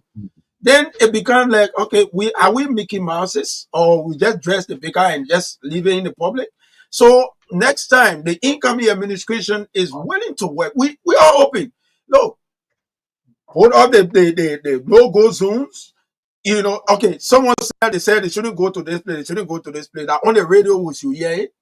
We should hear it in the MOU. Send out the MOU and say this is it. Then we share it in our chat room. But I mean, to just wake up and then we just hear it on the news. We not politicizing this. We not inside with any lawmaker who say it is condemn and what have you. As the technical people, we are saying, let's get involved and let's set the barriers and ensure that before next year we inform our schools about where to go and where not. You want the minister to relax that order? Well, I think schools are closing, so I think I'm only calling on us to review it before the next academic year so that we can have better compliance. Yeah. So as we take leave of you, this issue of this schools have been suspended. Your best advice to universities out there. There are more institutions we have in our country. What's your best advice? I'm seeing people counter and arguing the National Commission on Higher Education. This is no fight. You can't fight government. The more you fight, the more your school is in the news. Okay. So what you need to do is form a delegation, including the student representative, because the students are concerned right now about their future. The student council government should join you and go and meet the National Commission. And they will definitely tell you the time frame. And the students themselves can help to ensure that the various activities or things that are needed are put into place to ensure that your suspension is lifted soon. But coming on the media to attack the National Commission is not a suggested way forward. Yes. Thank you so much, Dr. Benjamin Wade, with us this morning, right here on the Truth Breakfast Show 961. The heart and soul of life. We will rumble for sports shortly. Yes, the folks on the LDA are already here. So Naomi will come up with sports shortly. Is she in there? Yes. Naomi Tapia is going to fill us in immediately with sports this morning, right here on the Breakfast Show. Good morning to you, Naomi. Good morning, everyone. The Federation of International Basketball Association of FIBA Under 16 approved basketball Zone 3 qualifiers are scheduled to take place in Liberia from July 10 to July 17, 2025. The competition will be hosted at a Summer Canto Sports Complex basketball gym located in Painesville City. and will feature both male and female categories. According to the official team list released by FIBA, 5 national under 16 teams are set to participate in the qualifiers. Host Liberia, Benin, Burkina Faso, Togo, and Cote d'Ivoire. A total of 10 teams, 5 male and 5 female squads representing their respective countries will compete in the tournament.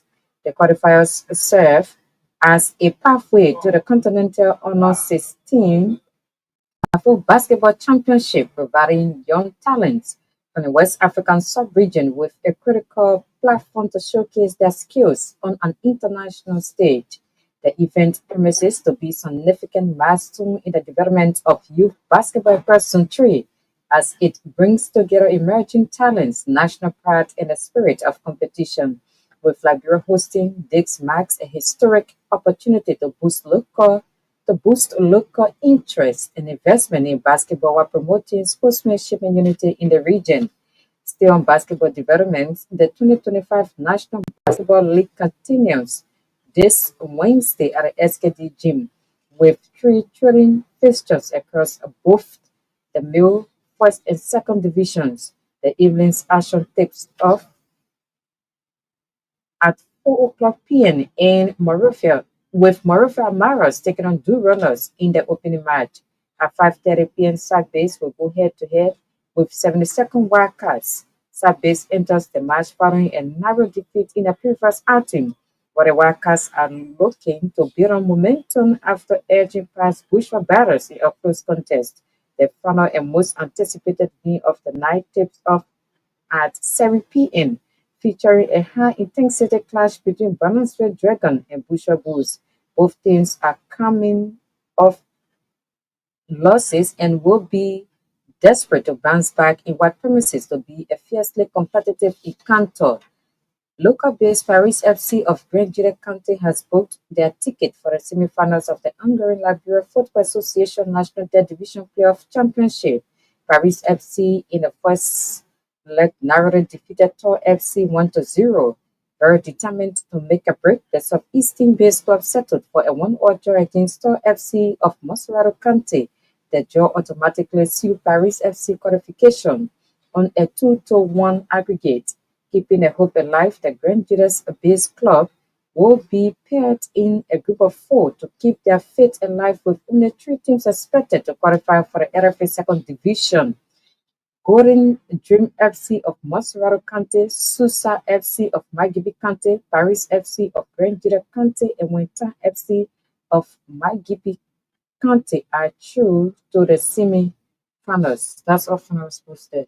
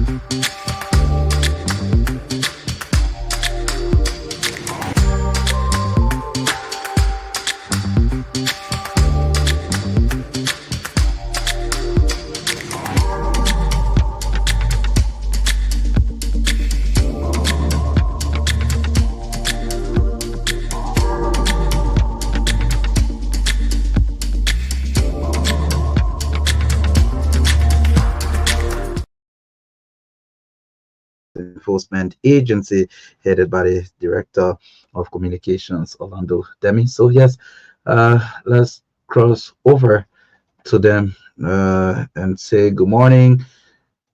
Welcome to the show this morning. Yes, let's hear from the other team members. Good morning to all of you. Okay, so even though I mentioned Mr. Deming, but can we do self-introduction across the board?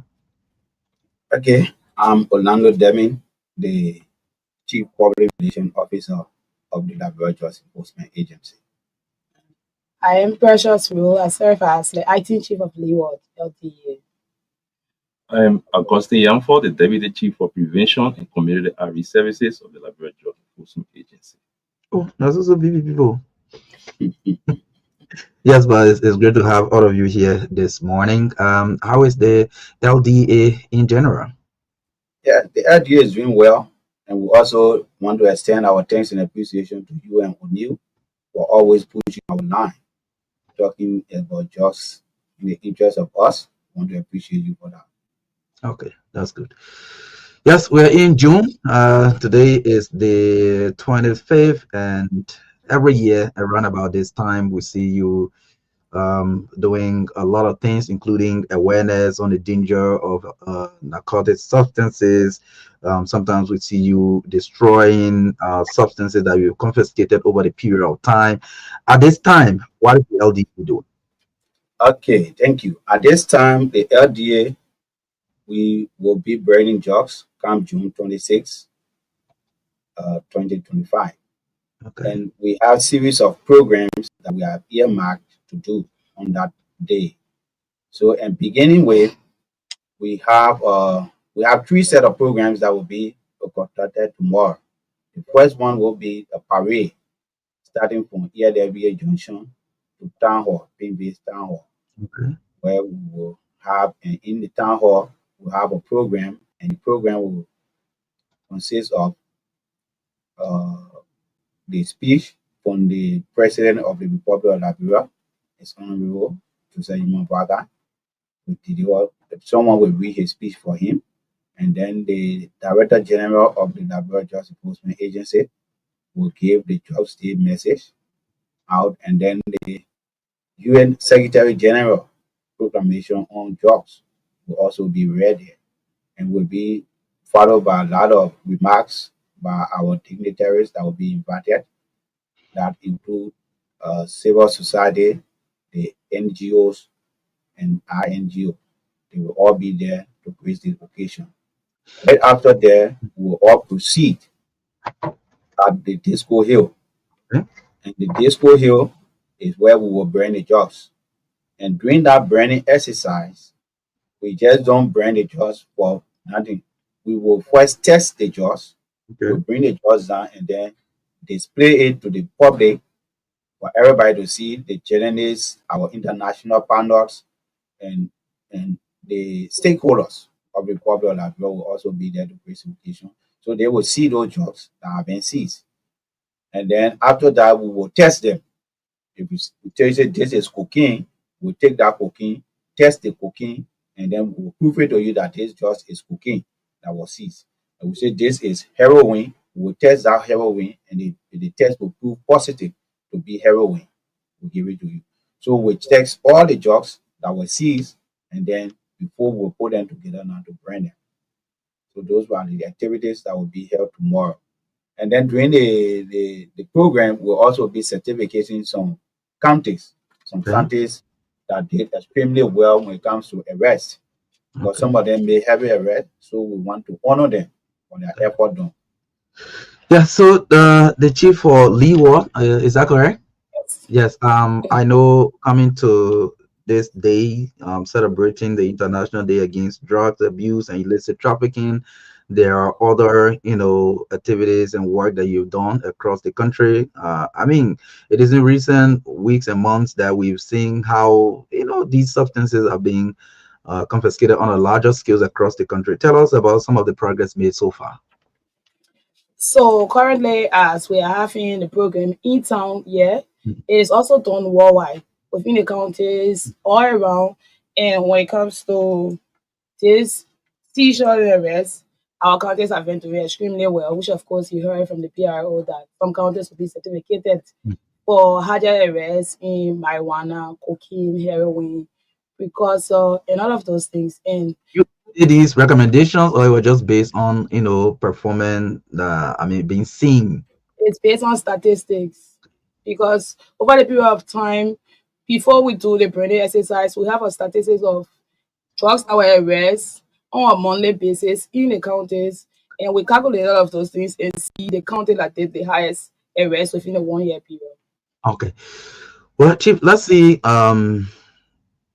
issues that will highlight this year's should I call it observance.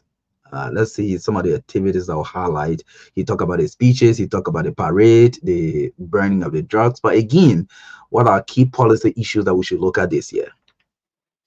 Well, some of the key issues that we will be looking at is to raise awareness. Okay. Okay. Because in this day, the drug day is mainly about sensitization, raising awareness about the danger associated with drug abuse and the illicit trafficking of drugs. So the theme for the program is the evidence is clear, invest in prevention and breaking the cycle of crime. So it will be based on that because we see that although the FDA is built on three pillars, we have the demand reduction, harm reduction, and supply. Okay. We are not just focused only on supply reduction, that is going after the traffickers. We also focus on education, educating the young people, the public about the danger that which has to do with the demand reduction. So it will also be highlighted is one of the key policy issue that will be pushed, that prevention, the education about the dangers of drug among young people should be encouraged, should be promoted.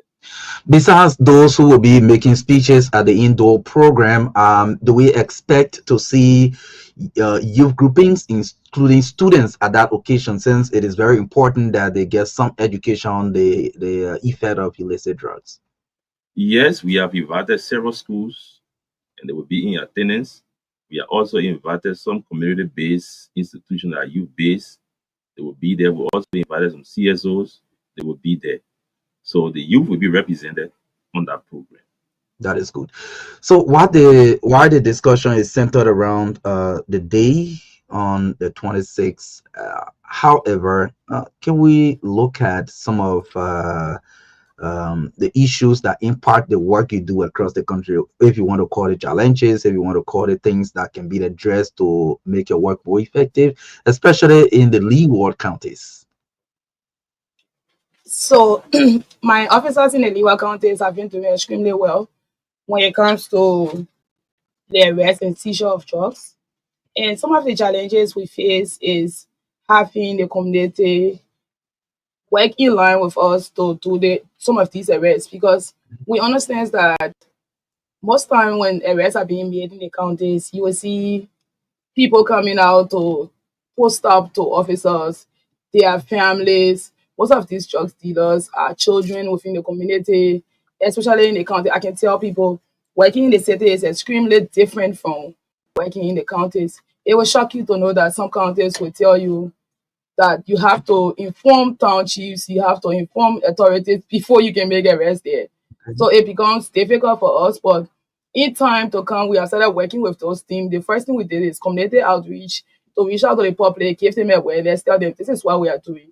This is for the benefit of every one of us. So the best we can do is working along with us, bring out these people, report them, and we can make it work because it's just like a teamwork that can make the dream work. Is that working with the community? Is that working? It has been working, but with some area, but some we are still finding difficulties. But with time, we'll keep pushing out and keep reaching out because our goal is to make Liberia a drug-free society. If you want to make comment on that. Yes, because we have visited the counties too. It's so challenging. Okay. And one challenging issue it has to do with logistics, the movement of officers. You have to access these areas where they sell of these narcotics are concentrated, then you need to move the vehicles. Sometimes you see officers on motorbike, 3 officers, 4 officers using one motorbike to go and arrest and a suspect or to go to seizure is so difficult. So, and the officers on the level, they have been doing very well because they have been making the highest seizure of drugs. So, with our logistics, they are doing well. Then I think if logistics are provided, they will do more than what they are doing. And we are also challenged. Sometimes we face or resistance. Some of these dealers are armed. Yes, but we don't have arms yet to counter these dealers. But yet they say the officer has to use the Are there officer. policy proposals towards that? I think that is important. Yes, yes, there are policy officers who have been trained on the range to carry arms. Yes, and in time to come, we'll be carrying arms. But the challenge is there now because we are not carrying arms. It's difficult. Mr. Demi, what can you say will be the difference between this year's observance and that of last year? The observance is almost the same because the same team from last year, that's the same team we are still carrying this year. Because the team there is the evidence is clear, invest in prevention. So since the prevention, that's why we brought the prevention meant to lay more emphasis on the issue of prevention. Because prevention is very important, it's very key in this fight against drugs. So if we don't lay more emphasis on prevention, our work will not yield result. Exactly. So let me go to the prevention, man. You know, a lot of time you listen to the people, even in the communities, they will tell you, oh, the DA people, they will come in the community, they want to go to the ghettos, they are chasing after people they call victims because those who are taking, they call them victims. But the mean people who bring in the things in the country, they can't stop it to the border and all of that. Do you hear that from the people? Of course, yes, doing our community engagements, we hear some of these things. What response do you give them? Well, normally, as we respond to them by saying, we have Liberia has porous borders, numerous borders. Okay, and sometimes there are some borders that are not being mended. But at the borders, we have officers, and the officers don't have equipment. They use the techniques that they are taught, and through intelligence to track the importation. That's why you see the Cape Mount Bow water side, there are series of seashore that have been made and arrested. Yes, I can allude to that. Yeah. Yes. And also the reason sometimes you see some of the users are picked up, some of them they try to obstruct. They try to obstruct the functions of the officer. Sometimes the officer is going to do an arrest of a dealer. They will get in the way of the officers and preventing them. Okay. So some of the education we give them is work with the FDA. It is for you that the FDA is making these arrests so that because you see your life is being destroyed through drug abuse. Okay. And once the substance remain available in the community, youth children will have access to it. But when it is no longer available, they will not have access to it. So that's one of the main reasons the FDA is there to reduce or cut supply or else eradicate the issue of drug sale in the communities. So we go there, educate them. If you see any seller, anybody in drugs trade, report it to the FDA. We have hotlines. Call those hotlines, give the information. We will follow up on that information and do the necessary arrest and seizure when it is found. Yes, that sounds very important. But again, like you said, the observer is being highlighted with the issue of awareness. Uh, Mr. Deming, you want to say what measures are you putting in place to take this message to the public widely about the impact, should I say, the negative impact of illicit drug use amongst the young people, maybe through media, through whatever means. What are the measures? Yeah, some of the measures is that what we're doing now, come on the radio, and then the message will spread across. And then the next measure we are thinking on, that will be done on the day is through social media. Most of the platforms will carry the story and it will be live, the branding. You will see it, you will see the drugs will be tested, and the entire world will see it tested and then be brand because there are a lot of misinformation out there that DA can seize the drugs, they can burn it. So that's why we decided to test the drugs on the scene before we burn it. Yes, I just wanted to ask because sometimes you listen to people that tell you, "Oh, don't mind these people when they seize the huge consignment of drugs, at the end of the day, they can recycle it. What are policies on recycling at the LDA? Yeah. On recycling, policy on recycling is very strictly. Any officer squad within the act of recycling, even if we get information on you that you are recycling drugs, you are out of the system, because we don't want to be working with people. Then at the same time, you are recycling drugs. That is totally unacceptable in the act of the Drugs Enforcement Agency. And I wanted to lay emphasis on what the lead was said in most of those counties. Mhm. When you go there to make arrest, most of the officers they will put devil also. Okay. They will put devil also, preventing the officers from going out to do their work. You was scared to say that one. So she said that community interference. I like that. Yeah. Yeah, so the people put devil also, and you know the officers are not member of the devil. Some are from different Yeah. culture, different places. So yeah. So they will end up escaping the scene, and then they will just go about do their own thing there. Sometimes the devil will go and arrest the judge and all, but you don't know what they do with the judge. So that's a serious challenge. One of the challenges we are faced with in the DWAR County.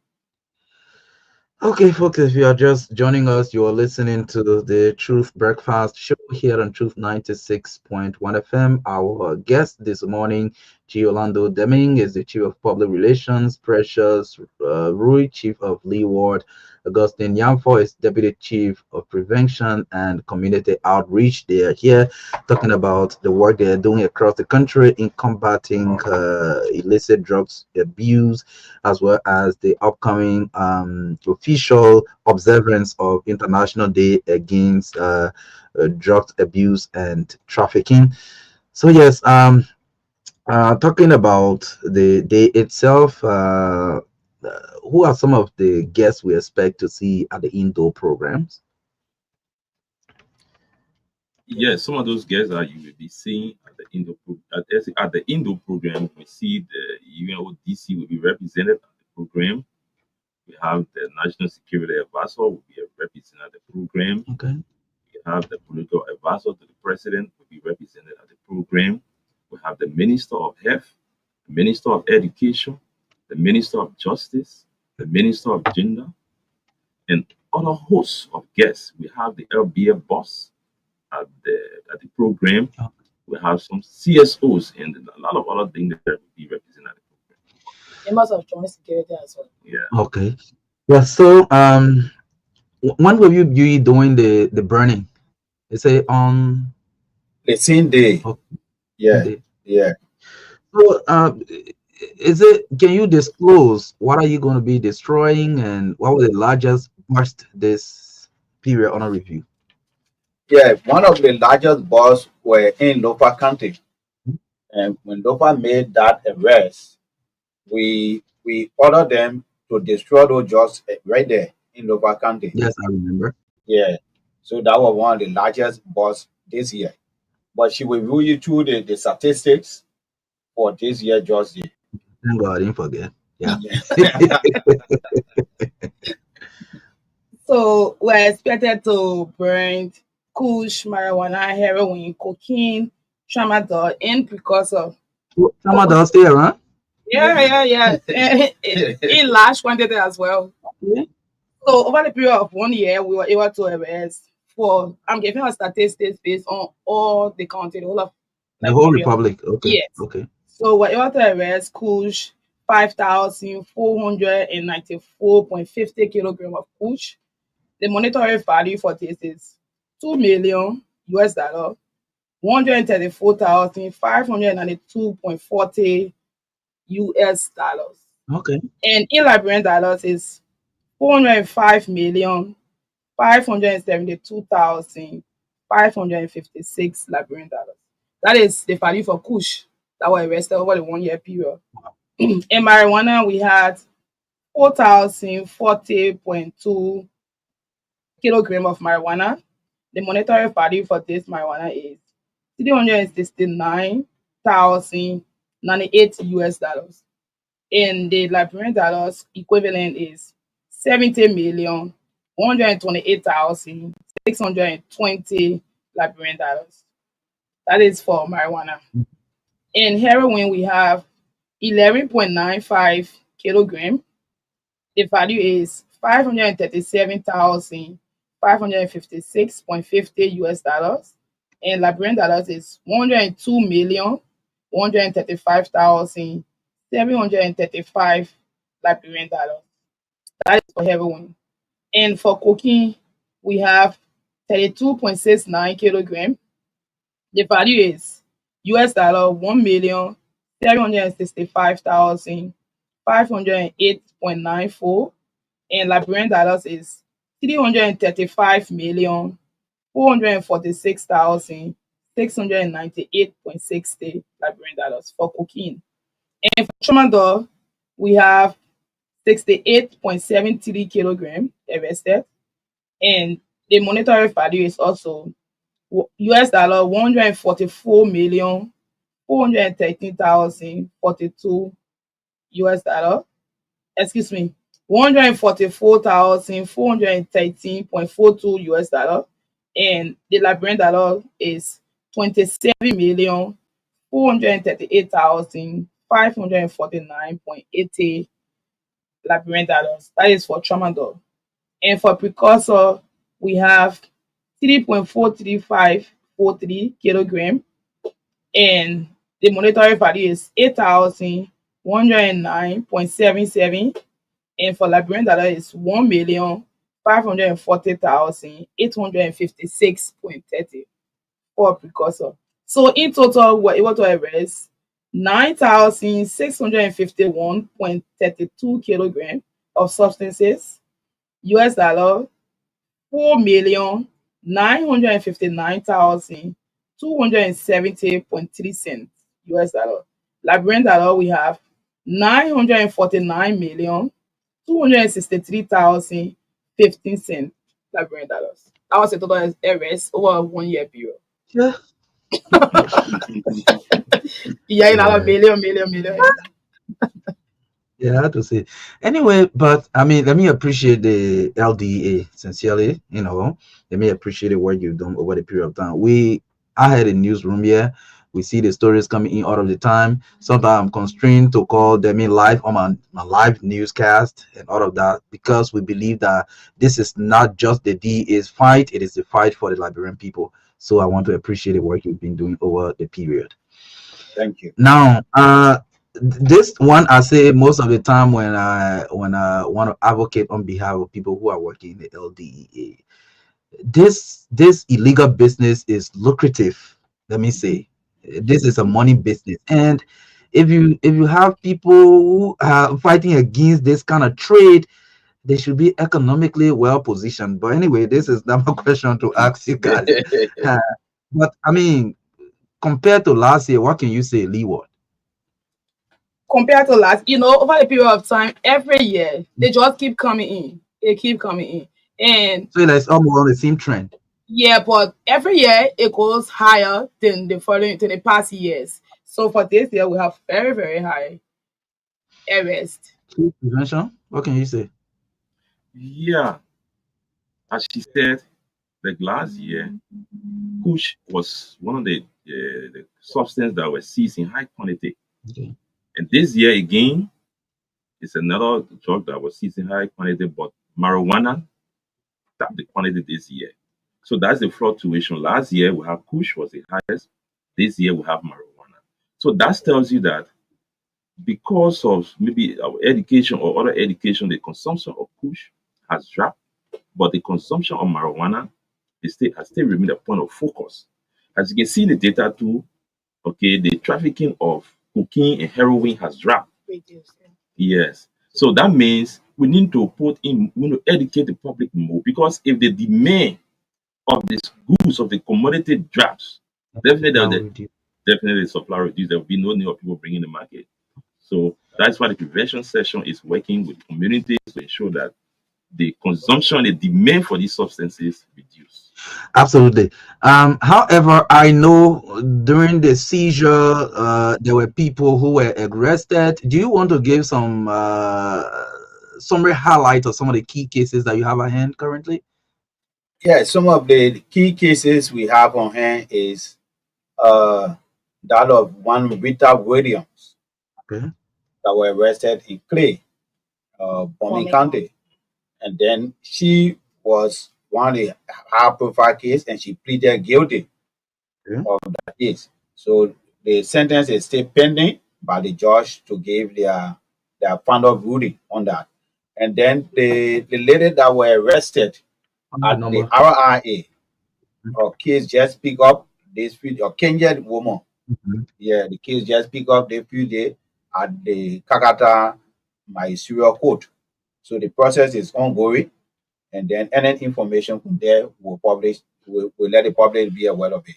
I guess these people are in detention because the drug crimes are non-bailable. Am I correct? Yes. And unbelievable.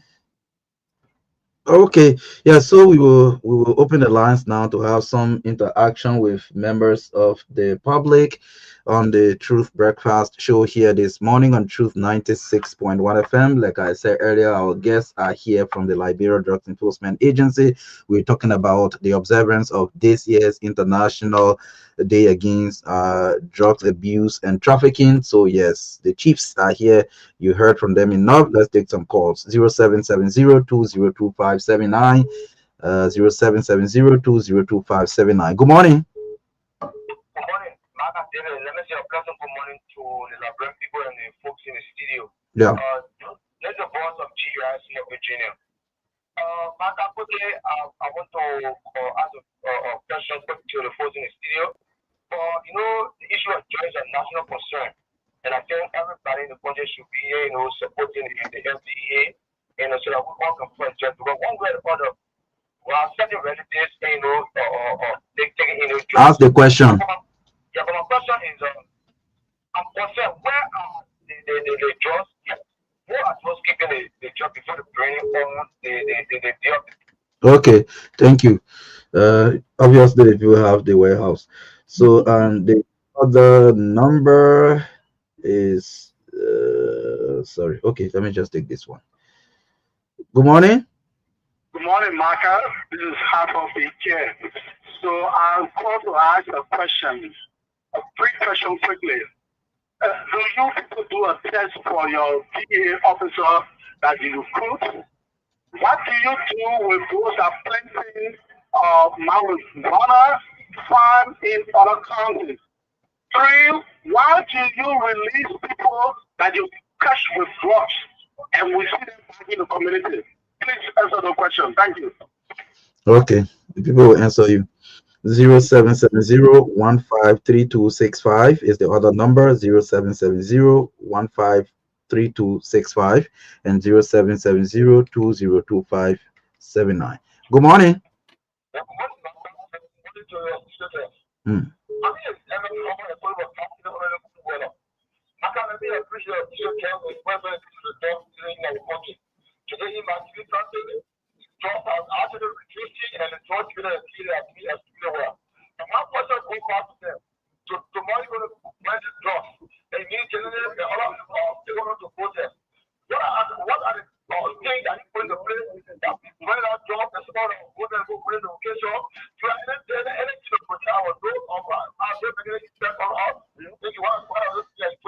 Okay, yes. Emil Hammer from Kakata. Good morning. Okay, this caller just slipped off the line. 0770-153265 and 0770-202579. I called and you'll be live on the show this morning. This is the Truth Breakfast Show on Truth FM. Good morning. Good morning, Marka. Good morning to the studio guests. My name is Ellis Tony, and I'm calling from UNWA. Okay. I was one of those who led the processes to the amendment of the drug law from 2019 to 2023. So speaking that, see, drugs in other countries are allowed. In other countries, people are allowed. The countries are allowing the citizens to take it. It's a legal thing for them, but in our country, it's illegal to use illicit drugs. So look at the value of the drugs that were seized in France. 9 million, 7.9 million, $4 million. These are huge values of a huge number of disadvantaged students that are affected by the use of these drugs. Don't you think we can spend of discussion with those countries that are legalizing the sale of drugs in their country for us to sell some of these drugs and use the proceeds towards rehabilitating most of our people? Because we have found it difficult as a country to rehabilitate those that have already been affected. I know there's been an improvement in the processes of getting illicit drugs in the period, but I think to rehabilitate those that have already been affected, let's start some negotiation with other countries that are legalizing it. All right. So we can sell some of these drugs. Thank you. Okay, they are question big for me. They themselves will Even people. just two more calls 0770202579. Let me take this one. Oh wow. Okay. Good morning. Yes, good morning. Yeah. Go ahead. Hmm.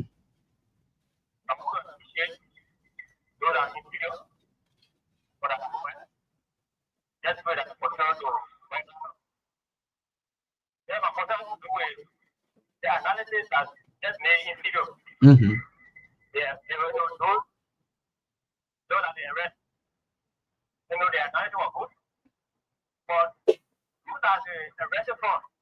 Mm-hmm. That's what the location. Those that were involved. The next time we report in, let it be all the Okay. Okay. Thank you. Let me take the last one because of time. Good morning. This one. Okay, the calls are clutching. Just want to take one more call and then we'll go back to our guest. Yes, good morning. Yeah. Good morning. Please tell us the name, where you calling from. Yeah, that's the one from. Yeah.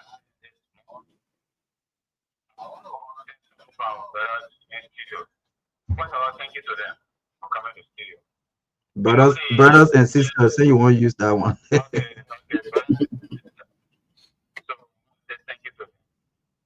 That's something I want to Go ahead, quick.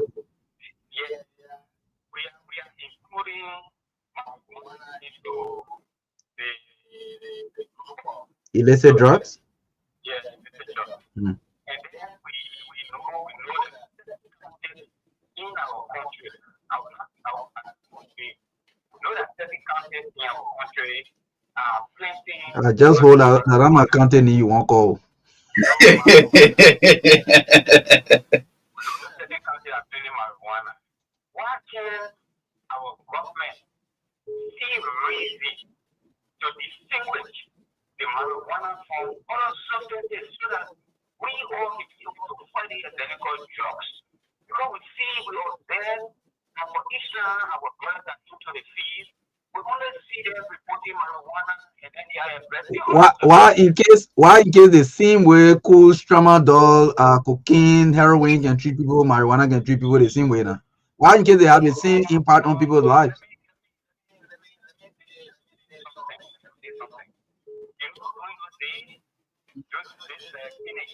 Beto, I'm not taking our justification from you. Okay, let's go back to our guest. You listen to the call. If you take some points, you can respond to them separately. Not all of them because we don't have the loss.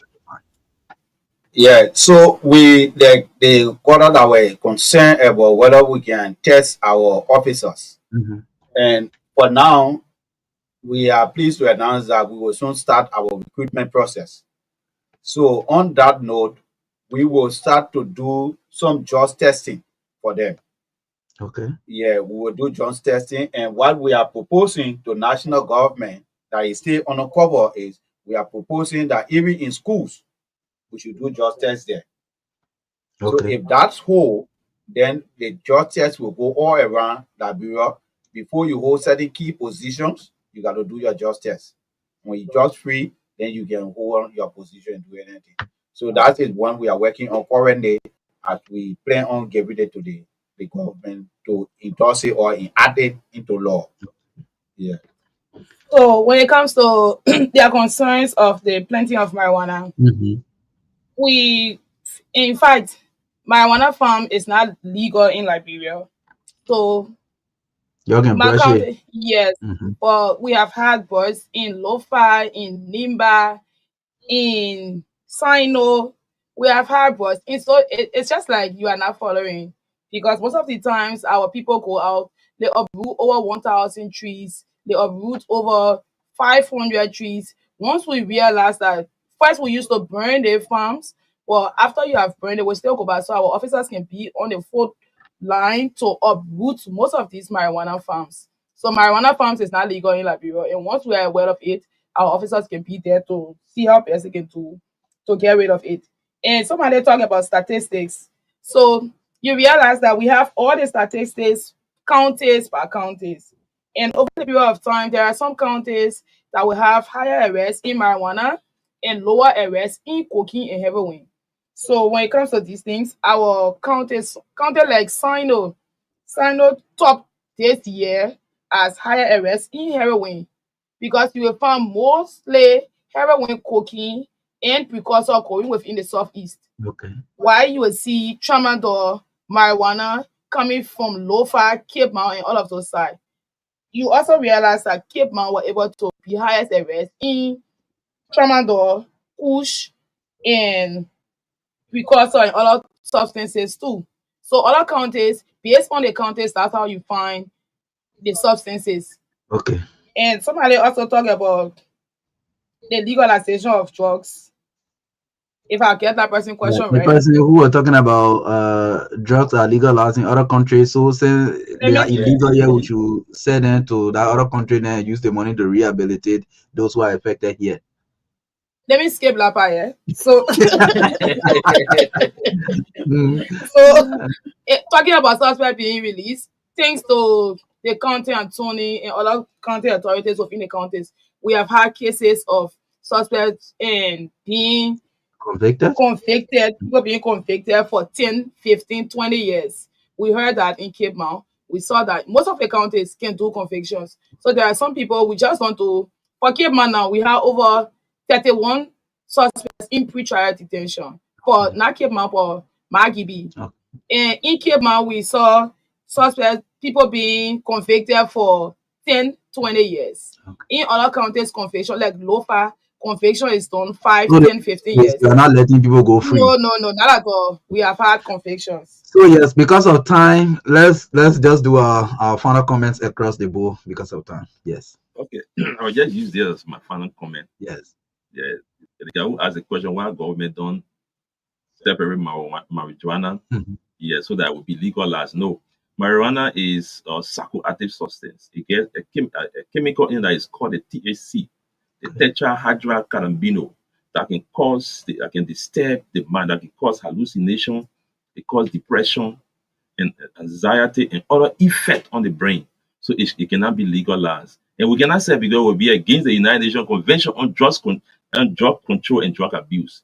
It will be very, very, very wrong. So we can't sell any drugs from Liberia to any other country. Okay. Thank you. So my party statement would be thanks to Maliwa counties, and they have been doing extremely well. Thanks to the Liberia Drugs Enforcement Agency, to our partners, the UNODC, the INL, they have been doing extremely well when it comes to support and in helping to make DEA a better place. For our directors, they have been doing very, very well. So we want to say to the public once more, say no to drugs. Each one tell one. Do not test, do not try, because drugs starts from let me try how it will work. Let me see how this is done. So do not even go for a test when it comes to drugs, because to enter is easy, but to leave is very, very difficult. So we say to the kids out there, if there is anything you want to do during your free time, go and play sport. Don't try drugs. Thank you very much. Thank you. Okay. And then I would like to say thank you, Marka, and your friend O'Neill. Thanks for always offering the issue of drugs in your discussion. We appreciate that. And the Director Generals, they extend a greeting to you and the Liberian people Okay. for the continued support we continue to receive. Because over the years, at least our officers are not being attacked out there now. So we say now that the communities are cooperating with our officers in the arrest of drugs dealers and drugs traffickers. And we would like to say that since the community are involved with us, whatsoever you see, just report it, call our hotline. Our hotline is 0771 33 33 30. Okay. 0771 33 33 30. That's our hotline there. You can call that hotline, and all information that will be shared there will be strictly confidential. Okay. Yeah, it will be strictly confidential. So thank you. Okay, thank you.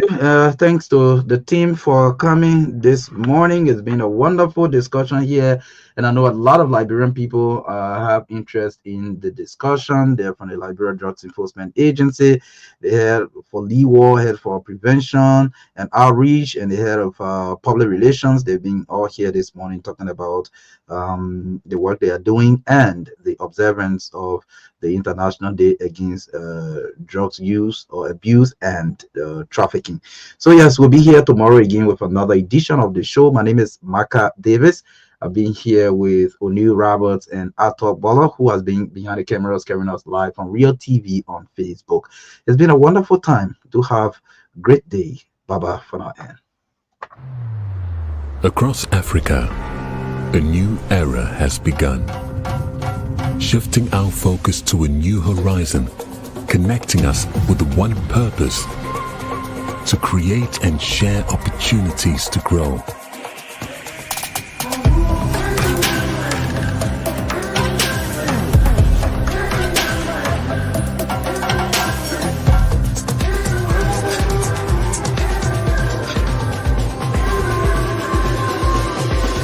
Today, we are making a brighter tomorrow, built by our dreams and our energy. Across our continent, across the world, we are creating a better way to a better future. A Pan-African future. Together. EcoBank. A better way, a better Africa. Across Africa, a new era has begun. Shifting our focus to a new horizon, connecting us with one purpose: to create and share opportunities to grow.